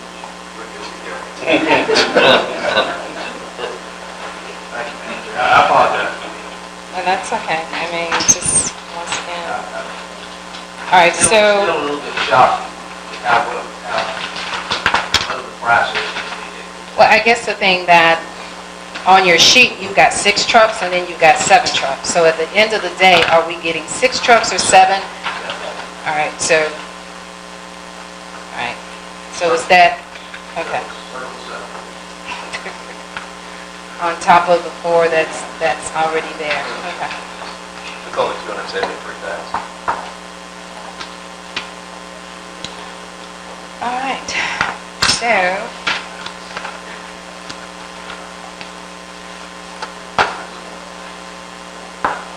so, we need to put a motion on the floor that the sheriff, I just want to make sure I get this motion right. So the motion on the floor is that the sheriff department will purchase 7 new trucks that would go into our October, fiscal year October, Payments will not begin until October 1 of 2019, which is our new fiscal year.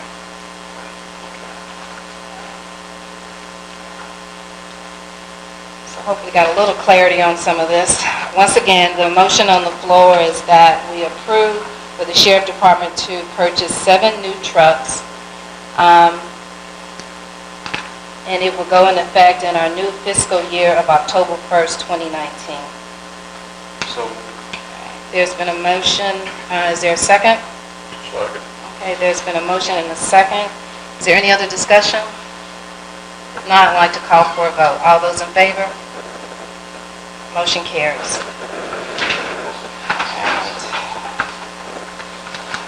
Is there any more finance stuff on the bill you can bring to us? All right, thank you. So item number 7 is a resolution for the state cable and video service franchise. Yes, ma'am. Back, apparently 2007 session, the General Assembly passed a Consumer Choice for Television Act. And what that allowed for was authorizing cable service providers and video service providers to obtain a state franchise to serve all or parts of unincorporated, areas like up Meriwether County.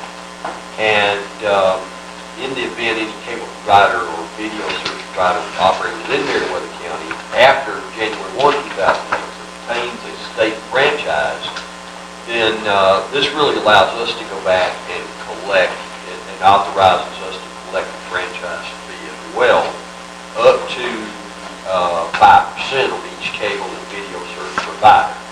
And to this point, we've been collecting, I think, $0.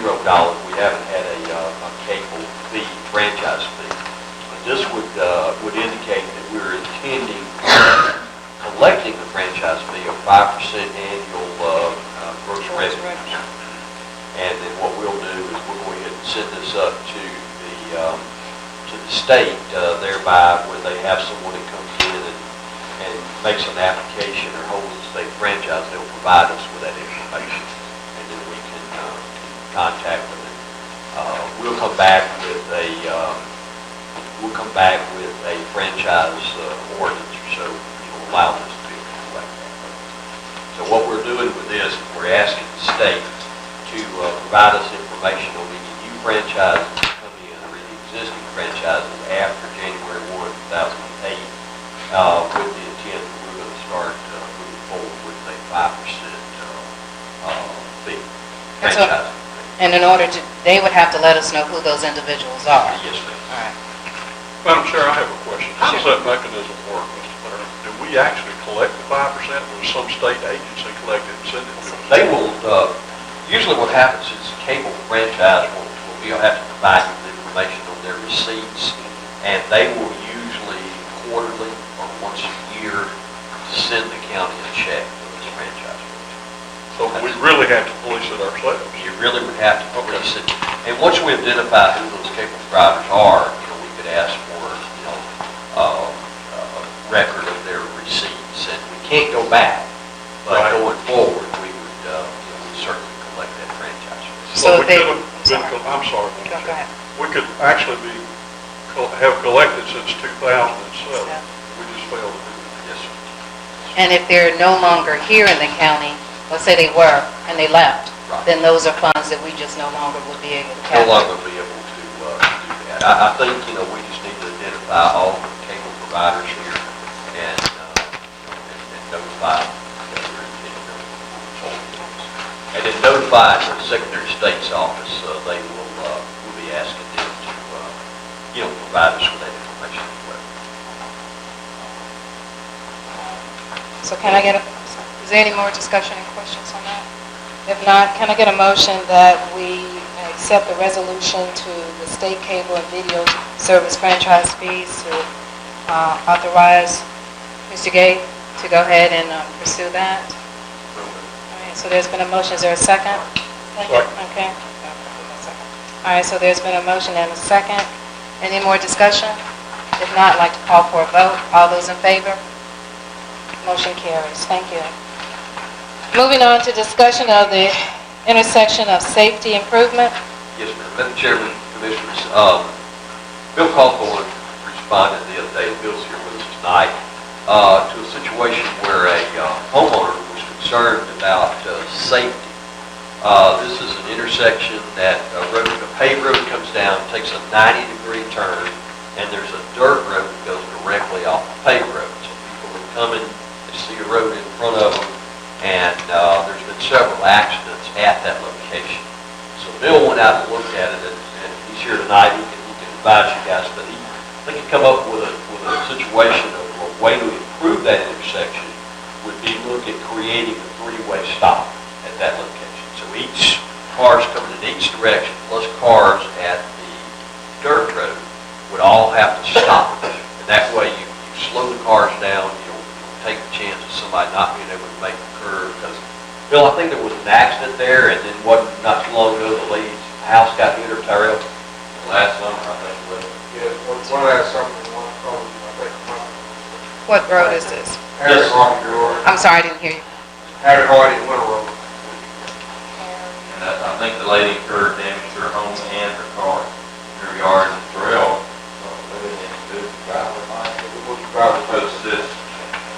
Their driveway come off Winter Road, right here. I have a quick question. Did I understand you to say the house was damaged? Somebody left the road and ran into the house. Almost a 90-degree turn in there. There's no, other than a curb going in there, they're just too fast. Because they were coming off of a paved road, turning onto the dirt road. Well, they're actually, Harry Hardy is all paved and it turns 90 degrees. Yeah, they've been trying to make that turn, and it's like this, and the house is here. So they're trying to make that turn on the road, and if they're going too fast, they lose the control and hit the house or whatever. And to add to the problem is you have a road right here, this dirt road that intersects it. So what Bill and Terrell were talking about was adding a stop sign at each of these locations to make everybody slow down, where you don't have a chance of people running into the house or running into somebody else who's trying to get out of the dirt road, etc. That's a perfect place for those LED stop signs at Alcorn. Yes, that's right. And it would be, it actually would be a fantastic place. So what are you needing from What us? we're recommending is the county just authorize us to be able to create a three-way stop at that location. Three-way stop. I move, you fix it. Okay. So I'd like to get a motion that the county go ahead and approve a recommendation on three-way stop sign. Do we need to name the street because you're still Harry Harder, I'm sorry? And Winter Road. So moved. All right, is there a second? Second. Okay, there's a motion and a second that we go ahead and approve this three-way stop sign. Is there any other discussion? If not, I'd like to call for a vote. All those in favor? Motion carries. Thank you. Item number 9 is the city of Grantville has a surplus, have a truck that they want to surplus, and they want to give this to the animal shelter. And they're needing a letter of approval? They're needing a letter for us to request. A letter to request. Yes, ma'am. Okay. You have anything else you want to share with us on that? It's just it's a 2000 Honda Ridgeline, which is a kind of almost like it's not a real pickup truck, it's kind of like an LMD. Modern day. Right, modern day LMD. And they're not using anymore, it's part of their fleet, they're surplus, and I think Sean was in conversation with Animal Control Director there, and they, kind of worked out the deal. If you guys have asked for it, we think we can get this done. Well, we do, we just surplus. Surplus it. We'll put it in with that golden bottle. That thing is scary. All right. So can I get a motion that we go ahead and accept the surplus truck for the animal shelter and send a letter of request? So moved. All right, is there a second? Second. All right. There's motion and a second. Any other discussion? If not, I'd like to call for a vote. All those in favor? Vote carries. Thank you. Appreciate that. Finance Department? Really? You've already asked for enough money. Two reports from the property tax analysis. End of March, current year is 94.68, budget at 95, the department revenue required for the next item is to the house, so that's encouraging. We've got 2 more months to get over the 95% threshold. And on the bank balance, the general fund is still 3.7 million, so we're excited about that. That plus the money sitting out in the 911 account, with those two together, over 4 million. And we still have the outstanding monies coming from the thing with it, I expect any day now. About 800,000, so that'll be our cash flow into the next fiscal year. So if there's any questions, that's all I have. Thank you. Report from the county administrator, Mr. Gadd? Yes, ma'am. Chairman, Commissioner, I'm going to ask maybe Tyrell, Bill to come up as well, and I know Fran has input on this as well. We wanted to kind of show you guys what we experienced this past Thursday night and Friday. And again, I want to thank Tyrell, his crew, Fran, his crew, Sheriff, Fire Department, all these guys did a really good job. My telephone, I was expecting to rip right off the roof, but it did not. And that's because these guys took the Terrell did. Yeah, Terrell did. I rated him a few times too. We want to just kind of go through it. Terrell can probably tell you the different various roads that we're looking at here, but we wanted to show you how extensive this damage was. Guys, how many roads do y'all have closed at High Point? There's, right now, that's eight that's closed. Some of them is partially closed, some of them is closed. During the height of the storm, though, you had how many closed? Yeah, over 20-something. That was barricaded with water. Went over the bridge. And that included several state routes and state bridges. Right. Yes, we received that 30 on that. Yeah. And, this is pretty extensive damage. We had been trying to work, we got a call from ACCG, I guess it was Monday, and they were trying to gather some information. apparently the storm was a kind of narrow path across Truth County, Meriwether County, and to the east, and try to get some estimates. So I know Terrell, whose crew's been working on that. Bill's been working on some estimates. We went and looked at a few things yesterday. I looked at a few things Friday evening, and I think these guys worked on the weekend as well. We got a pretty substantial number. We have reached out to GDOT. We're still trying to get in touch with the right person there. We have made a list of the roads. We've done some estimates on the cost of repairs, and we're going to ask ACCG to help us maybe acquire some funding, and we're going to talk to GDOT about some form of participation.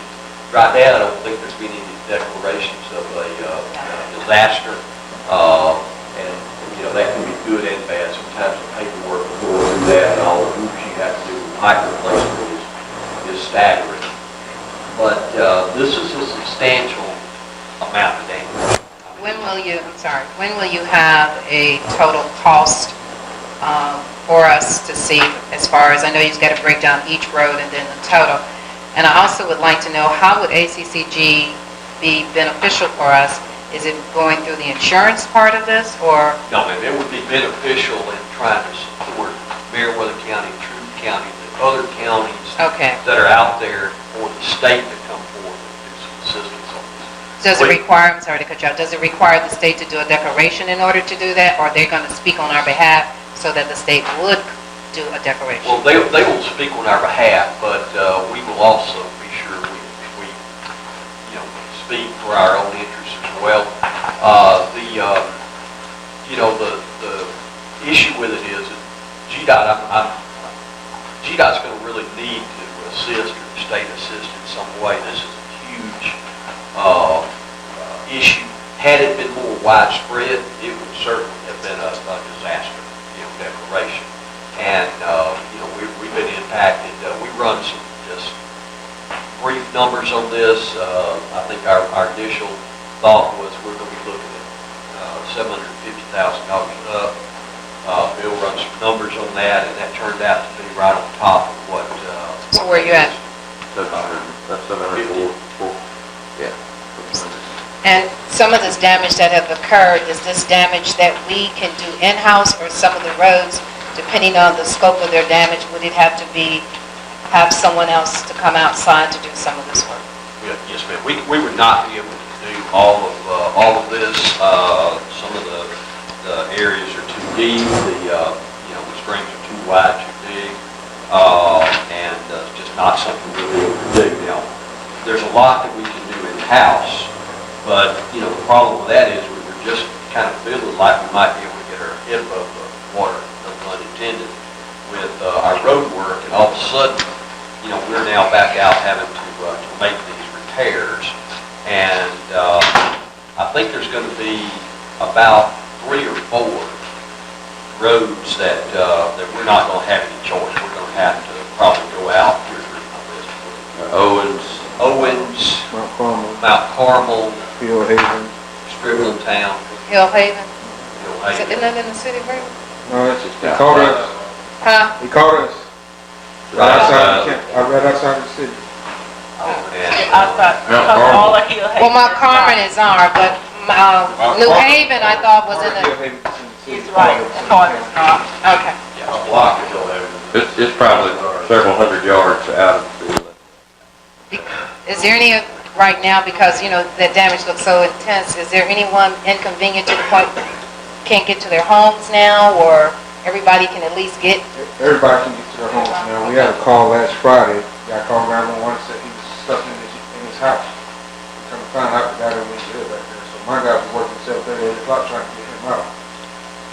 It's just a big misunderstanding, guys.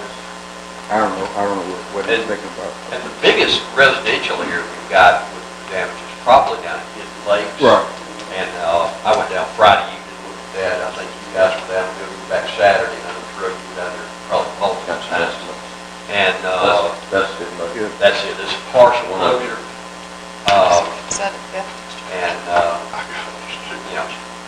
there's 2 pipes. 2 pipes here on Hidden Lakes that are damaged. And got is Clark Road, which is passable with shoulders wash out. That's Keith there. That's Keith. Finley Cato, we have, that's small repairs. The big ones are Hill Haven.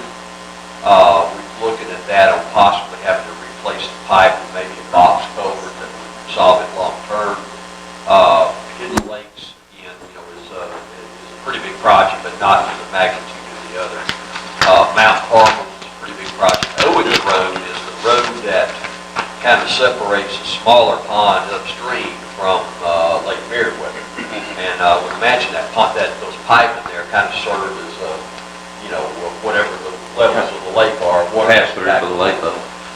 But those are, severely damaged as well, and that probably would be a better fit with box culvert. We got, those are big roads that are. Strickland Town is, in my opinion, it's real big. Yes, Madam Chair, I'd like to address this for just a minute. Strickland Town Road is almost identical to what we had in the big flood 4 years ago. Since that time, we went in, we resurfaced the road, we really had it in good shape. The upper overflow there, of course, it just started rat holing all around it and went down. Down on the main stream, there's more damage on the lower stream, of the downstream side, really than is upstream. When we were looking at this and figuring cost, and I need to get y'all's opinion, would a head wall stop some of this? Because y'all just did it down at county line. Did y'all sustain any damage down at county line? Not at the pipe. It just went over the road, Okay. So it was just, well, I understand that. Would this have prevented Strickland Town from going through this again if we had a head wall down there? Not yet, it would. My opinion is. I would like to see us, if we have to spend just a few more nickels to do it, so we're not 3 years down the road doing this again. I think the pipes, the two overflow pipes are grossly undersized. The overflow pipes had a lot of corrosion. I looked at those pretty closely. They were pretty bad. That's a 9-foot diameter culvert, the big one.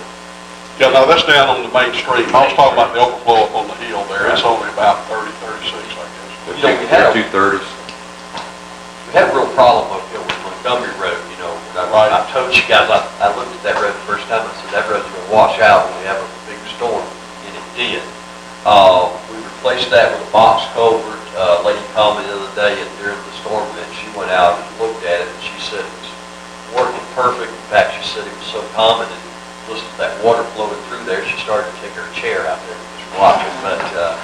But to tell you, if you do it right, they'll hold it up. The Cove Road project will include a concrete footing, concrete face wall, and forward slope. And I think that will give us a little assurance that we're not going to see this again, hopefully in our administration. The big pipe on Strickland Town is too short for the fill section as well. There's a lot of damage there, and there's actually signs of a collapse on the inlet end. It hasn't done it, but there's some hairline cracks there. So, I think that pipe's got a lot of rust. hopefully we don't have any more rain as intense. But if we do, then we can see even more damage with the structure of the ones that's already going down.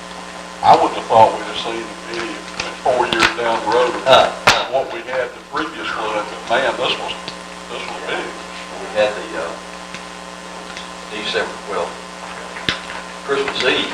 The Christmas Eve, yeah. Luckily the warm was down in the creek working over the pipe. But, yeah, that's So, right.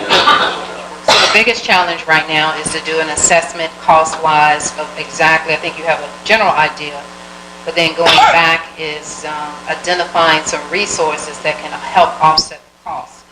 What we're going to do is we're going to take these pictures here. We're going to take the cost estimates on this, and we'll be sending those to ACCG, and we'll be sending those to Georgia Department of Transportation. Okay. And we'll provide them with the information that we have. And ultimately, to get some of these true costs on these big ones, we're going to have to just bid and see. Hill Haven, for example, is a very deep cut, and that's Probably 20, 25 feet down the stream. Yeah, and that's when you start working on that, you got a lot of work just to, I guess, lay it back and bridge it to be able to get down there. You have to lay it back on at least a 2-to-1 Okay, and they will be doing, from the photographs of what you send, they'll be doing a cost analysis. They will not recommend any kinds of engineering, I suppose. If we go with, if we go through FEMA, we'll probably have to have engineering Oh, yeah. and flood, takes such a long drainage area studies and all of this, and that's what takes 4 years to get done.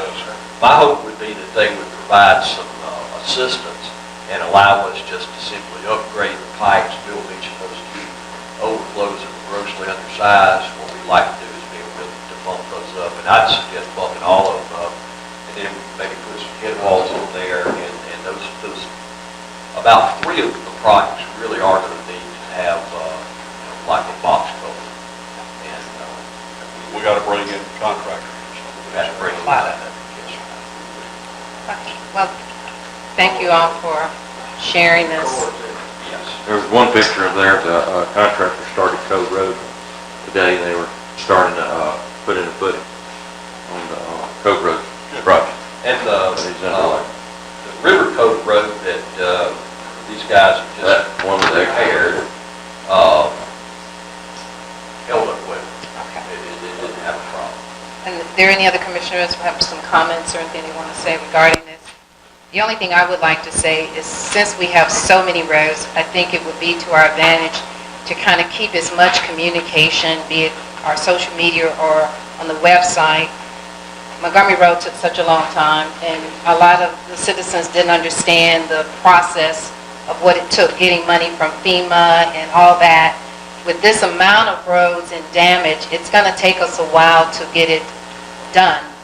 And unfortunately, sometimes people don't understand that. So I think it's going to be to our advantage to kind of stay in front of this and just try to educate our citizens as much as we can. And sometimes they just, as Commissioner Threadgill said, they just need to see the numbers. That's not what we can do about the water. Well, I mean, we understand that, and I think they understand it. But the question is, people may not understand the timing of getting it fixed and repaired, and we're not the only county that experienced it, so we're going to be competing with other people to get this work done as well. But road work that was planned may have to be on hold, so hopefully the citizens will understand that some things have to have priority, yeah. But I do want to say, for those who have questioned and called me about their resurfacing their roads, that still will be done because that's already been allocated. So you can put that in the paper. Well, even today, when we're trying to get roads open, we have people calling and saying, hey, my road's kind of muddy, can you bring some gravel out? And we try to accommodate it, but, Right. gotta take care of safety first. Yeah, safety is priority, so there's no question about that. Other things, just very quickly to talk to you guys about, GDOT has a plan, bridge replacement up here on Roosevelt Highway at Coleman Creek. They just asked for our assistance in identifying any communities that may be impacted by that. I have communicated with them before. I think they're going to have to build a, a detour route there on the site, because I don't think we've got a road that will handle the. Is there a date on that? Do they know when they're going to do it? No, this is just a preliminary request that came in this week, and it just said that this is what they call an early coordination request. So I don't know the dates or times that it's scheduled. What I do want to do is get them to give us, at one time, GDOT came around every year and they gave you a STIP, a State Transportation Improvement Program, and a list where you could see where all the projects were on the list. And I think that'd be beneficial to us. So I'm going to ask them about getting us a list of that where we can tell where these things are scheduled for engineer, replacement, etc. Wanted to mention that I'd met with Bill, and I've met with all the cities on the East Launch, and everybody was very, very supportive of that. We're going to be working with Michael and Nathan on intergovernmental agreements to get that taken care of.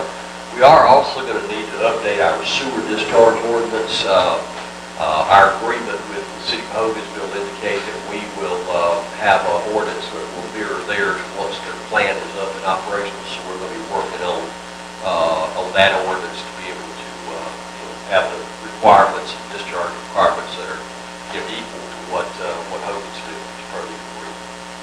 And so You have a copy of that?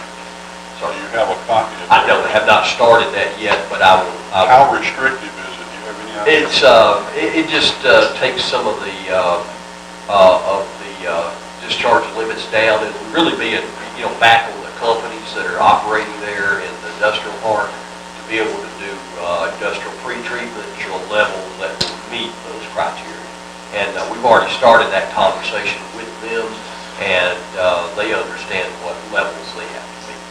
And so we've been working on that. That's something we'll be coming back to you guys as well. We talked about the tire grant application that was extended to May the 18th. Business license revocation, I talked to you guys about that last time. We'll try to have something back, but you've had so much going on, it's not get that back yet, but I will get it back to you guys very soon. And especially, I think you will talk about Lake Meriwether. Oh, I'll be glad to. So that's all I have. All right, thank you. A report from the county commissioners. Commissioner Threadgill? The only thing I have is that this coming Saturday night, April 27th, at the President Theater, they will have a local band, Aces of Eight, playing. There's also a special guest. I don't know who that consists of, but it says special guest. And Keith, who is our EMS director, he's singer in the Aces of Eight, so anybody wants to come, they start selling tickets at 6:30, and the show will start at 7. That's all I have. Thank you. Commissioner Gray? I don't have anything. I don't have anything. Commissioner It's come to me. McCoy? Okay. Three of us. Oh, yeah, well, it won't take me that long to cover this, but again, I want to echo what the chairman said a while ago. With the road situation out there, I see the work orders flying, I see the emails. Please convey to everybody you can, just be patient. If you can get in and out of your road and get to your house, you're really doing pretty well at this point in time. Just before I get to Lake Meriwether, I had this come up, and I wanted to share this with the commissioners. I got a call, and Miss Kathy bailed me out on Monday. I kind of stuck my neck out there. I was called and asked from a councilman if one of the liquor stores in their area could sell liquor on Sunday, and it was Easter Sunday. I said, is there anything that specifically prevents them in their license from doing that? He said, I don't think so. I said, why don't you just tell them to go ahead then? I thought about that on Monday morning, and so I called Miss Kathy. Let me give y'all what Kathy, if I'm wrong, you correct me. As far as the state of Georgia, if there's no other restrictions, they're not supposed to sell on Election Day, Thanksgiving Day, or Christmas Day. Easter was okay. So, I thought that was very interesting, but just for your own edification, let's talk about Lake Meriwether here. What you're seeing there is from our trail. I went down and collected quite a bit of trash on that Saturday. That's looking down from almost the upper end of our trail back toward the dam area. See Pine Mountain back there in the background? So it's kind of a neat shot. What you'll see here too is quite a bit of wildflowers from the different shots. The wild honeysuckle was just going nuts back in there, as well as the dogwoods, and you'll see that from place to place. You actually see some of the trail defined. We've walked on it enough that you can see some of the path taking shape there. So I think that's what you can see in the background. You see the blooms. I think that's dogwood right there. I'm not sure at this point. But it was, and there, see how the trail is starting to define itself there? And you'll see our trail markers up there on the side. And much thanks to everybody that's put in the time and the labor out there that's helped make this what it is. There's the wild honeysuckle. They were just everywhere down in there. Very, very pretty walk, really. What we're trying to do, and with Miss Carolyn's help and Mr. Theron's help, we're going to try to jump back and construct an ADA overlook. Let me explain what an ADA overlook is. It's like a dock. It's very similar. It'll have pilings that go down out there, and it'll have a platform, and it will be ADA compliant. And if they want to take a fishing pole up on there with them, that's okay too. But you cannot say the word dock, is my understanding. So, have you had a chance to talk with them, Mr. Theron, about that? I got a note from Carolyn this afternoon that said if we could send in a letter requesting that. Only reason we need the 45 days is because we're looking at adding an Additional, right. And Bill and I talked today about some cost on that, and we're going to run some cost on the deck, and we'll get that back into the state along with that letter by Friday. Bill Gregory and I talked today about dollars. I think we've got dollars to be able to remaining in the budget to be able to accomplish that. And I sent the letter, I don't know if Jody wrote the letter with the additional documentation or go ahead and send the letter for the institutions. I'll let her make that call. But I did draft the letter today, Commissioner Hines, and send it up to everyone in the house. Good deal. Thank you. Just one other thing.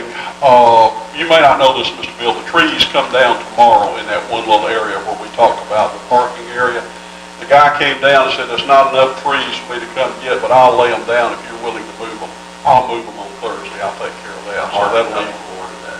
Okay. I put a few more red dots on if you want to try to do Well, rough layout.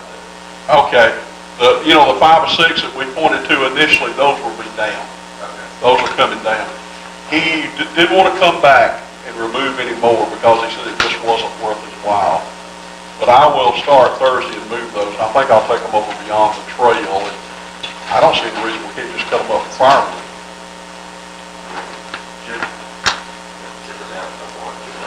Okay. Well, I'll just put them where they can be chipped a little bit later on then, so that won't be the problem. Do we need to go ahead while I'm down there and lay out that pad for that parking lot? I laid it out today, but when you get through, we'll just have to turn around. Okay. Won't be any problem.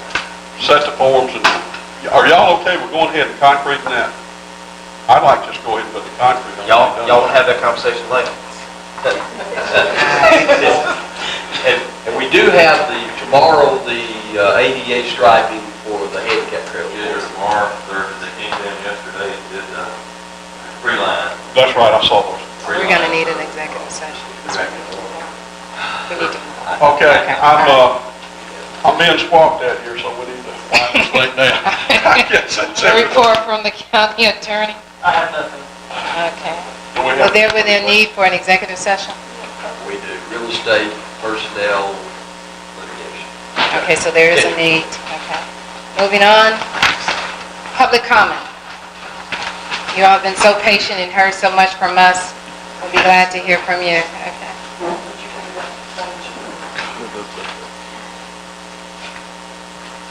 I didn't realize that the eye drops my eye doctor gave me would affect me so much, but they have. My name is Helen Clausen, and I want to talk to everyone about the watershed lake. I'm sorry, the water? Watershed lake. Okay. Down by, close to the airport in Meriwether County. The county gives the building permits, and they have inspections, but no information about the watershed is given to the new owners for those living in that vicinity. It doesn't affect everybody. Only the people living in the vicinity of the watershed. I have a 3-story house, a 2-car garage, and a breezeway connected all above ground. The first floor has a wine cellar, a wet bar. Local artists have done a lot of paintings on the wall. And there are 5 rooms with some closets.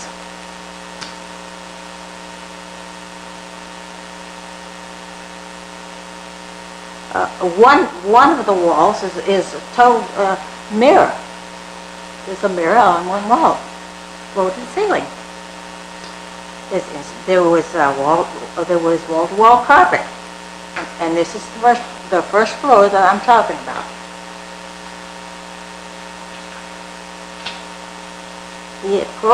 The county employees, and I won't mention any names, so don't ask me. They have seen this watershed lake, the water that comes from it, and they have seen it happen 3 times. And their advice is to file legal action against the county.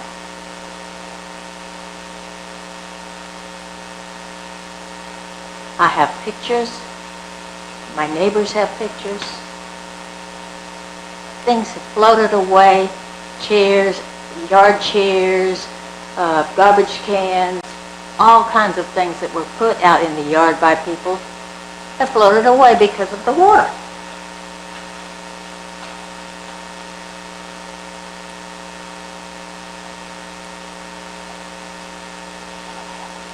And I have a lot of pictures. Other neighbors have pictures that are affected by that watershed lake.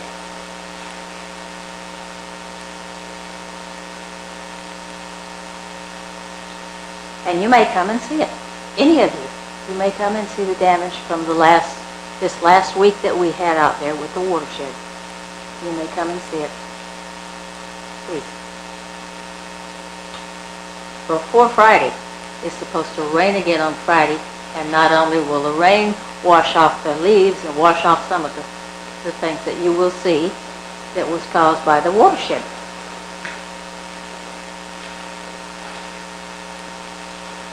A television and a telephone that cannot be used. Even the telephone company said to keep your cell phone charged. At least I have electricity right now, this time. Once I had to take a boat 4 days just to get on my front porch, which is on the second story.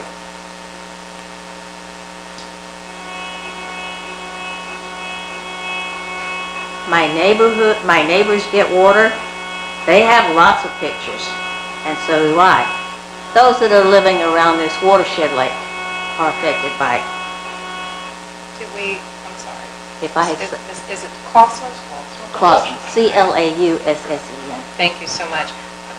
And I apologize that we did not state earlier that during public comment there is a time frame. And so that buzzer just went off to indicate that it's 3 minutes? 3 minutes. So it seemed like you still have a lot to share with us, and what I would recommend, if you would like to present that to us, give us a copy of it as well. We'll be glad to take that in. And I guess my main concern, what I do want to ask you is, how far is your house from this? Is your house built on a lake, on the lake? It's out the back. My concern is that they issue permits to build a house, they do inspections, and they do all these things, and they don't tell you. They don't tell you that that watershed lake at times will run over, and when there's wind, and it's unreal. At my house now, if you want to come out and look, you're more than welcome to see some of the damage. And do it before Friday. Friday, they say it's going to rain again. Quote. So I don't know, but the rain may make a difference. But I started to do some cleanup work, and then I left it alone because you won't see what has been done.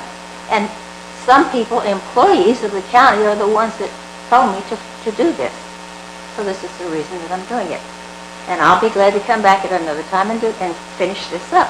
I don't want to leave my statements with you. And I don't want to tell any names because, you know, it's like you and he fight. I do want to come in to someone here. I was at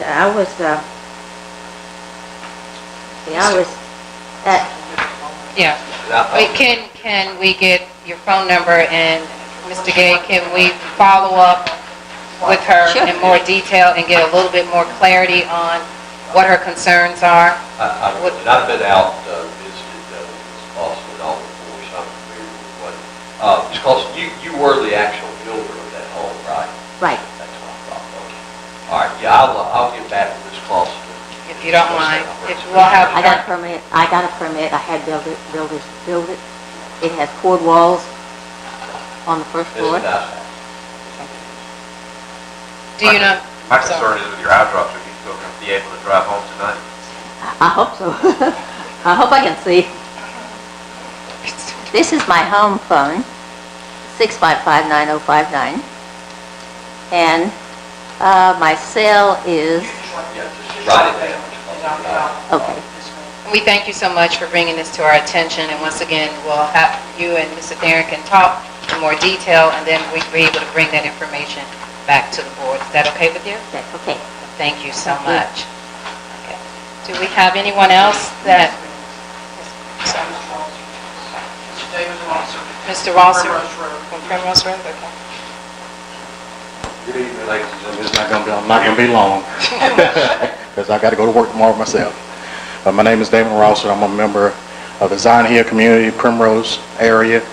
And I had a lot of individuals come to me because during the process of talking about the fire department and fire station being built in the county, people knew I worked at the fire department, so they come to me and say, hey, what's up with this? I said, that's a great thing to do. So I had a lot to do with getting people to go out and vote for this and get all the stations going so everything can be safe for the county. And here lately, a lot of people have been coming to me asking me about the Primrose station. And I do not have an answer for them. So I'm here tonight to ask you, what is this, where we at right now with the Primrose Fire Department right now? Because they are really on me right now to find out about this. Because that was one of the things that I went out and spoke to people. I said, this is one of the things that we need to have done for our community. So it's on me right now. They're looking at me, so next time I come up to vote, if I come out and try to ask for something like that, they're not going to come out to vote. And this is really a big issue right now as far as our community. There's a great thing that Lone Oak's already in place. Lucasville is established right now. But what about Primrose? Let's not forget about that area that was already spoke about when it came time to vote for this. And I really need to see where you all are at right now so I can go back and tell the people in my area what's really going on. Thank you so much for your comments. The fire stations and the fire bonds that the citizen vote for was a definite plus for this county. And we have built 4. We are going to continue to build 4 more, and Primrose is on the list. I too have gotten a lot of calls and a lot of concerns. One of the first thing I've had, well, we were the one that was without. We were the ones that you started championing about because it didn't have water and didn't have a bathroom. And like you, I've had people to say, hopefully we're not the last one to get built. So I can just share with you what I know, and then Mr. Gay may want to chime in and say, but the one in Lone Oak, one of the reasons we were able to go there first is because the commitment we had from the city of Lone Oak, and it was the land didn't require a lot of work to it, so that made it a very easy location. I think the same thing is true for Lucasville. Yes. We were able to acquire land from the one in Durand, so the one at Georgia Pacific, and then Odessa-Dale. Yes. So I think, and maybe Mr. Gay and the chief can give us a little bit more information so that you can go back and get correct information, that the location that the current one in, it's not a big enough space. So as far as I know, unless Mr. Gay can enlighten us, we have not located. No, ma'am, we've not located that site yet. We have acquired some others. We have a site in, again, property donated in Woodbury to GDOT. We have another property that we acquired. 2 properties that we're still working on, and we have not situated yet as what they're agreeing with one of the Primrose area. And very soon, I've been talking with county attorneys about how to move forward with our construction process, and without having to turn around and redesign all the stations site by site. And here very soon, we're going to be bringing you guys some options on looking at the locations, not only the Greenville, which we talked about a little bit, but also the station. So what is the biggest challenge for Primrose? Is just finding a lot? The biggest challenge for Primrose, in my opinion, is we want to have it where it serves the most people in the community, and we want to try to minimize any dead zones that we don't have coverage in, and that's the biggest thing that we've got. We've also looked at trying to locate it on a major transportation corridor where we can get the trucks in and out and move to the locations they need to cover. And we've talked about that within the last week. And what we're going to do is we're going to run some information for you guys then we'll move forward with, we tried to acquire some property, within the zones. We have not, at this point, located any property in Primrose. We have some tentative areas here in Greenville, but Primrose is our next area to start talking about where we're going to locate it and bringing some options to the board. So you'll be seeing that come back as an option very soon. Our goal would be, if we can get the things worked out with the contract, would be to have all these stations up and operational. My plan would be before the end of this year. All right.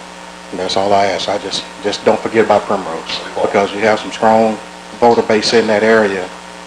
And I have a lot of say in a lot of areas up there, and people look out for me a lot, because reason why I say that, because you know yourself that I'm a firefighter for the City of Newnan Fire Department. I am a captain up there, and people look at me a lot, not only just for public safety, but for a lot of things in the community.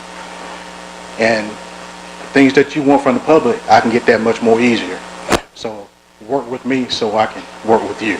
And you were very supportive of the fire program. Yes, I was. I still am. Still am.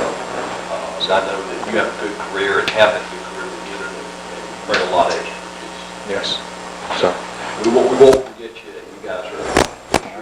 And not only the public safety part of it as well, because I thank you guys as well for all that you did this past weekend. Also, you did a wonderful job. But also, not only public safety, parks and everything else, keep us on the table up there, because these kids need that up there in that area. That's one of the things that we need. Thank you for your time. Thank you so much. Appreciate it. Thank you so much. All right, so there is a need for executive session, and that need is to talk of did you say personnel? Right, detention litigation. Detention litigation, and that's it? And real estate. Okay. Our future meetings, May the 8th is our regular meeting at 9 a.m. May the 27th is Memorial Day, so the county offices are closed. May the 28th will be a work session at 4:30, and May 28th will be our regular meeting at 6 p.m. So, for those who want to stay for us after executive session, you're more than welcome to do. But at this time, I'd like to make a motion that we go into executive session. Is there a second? Second. So, okay, we're going in executive session at 8:27.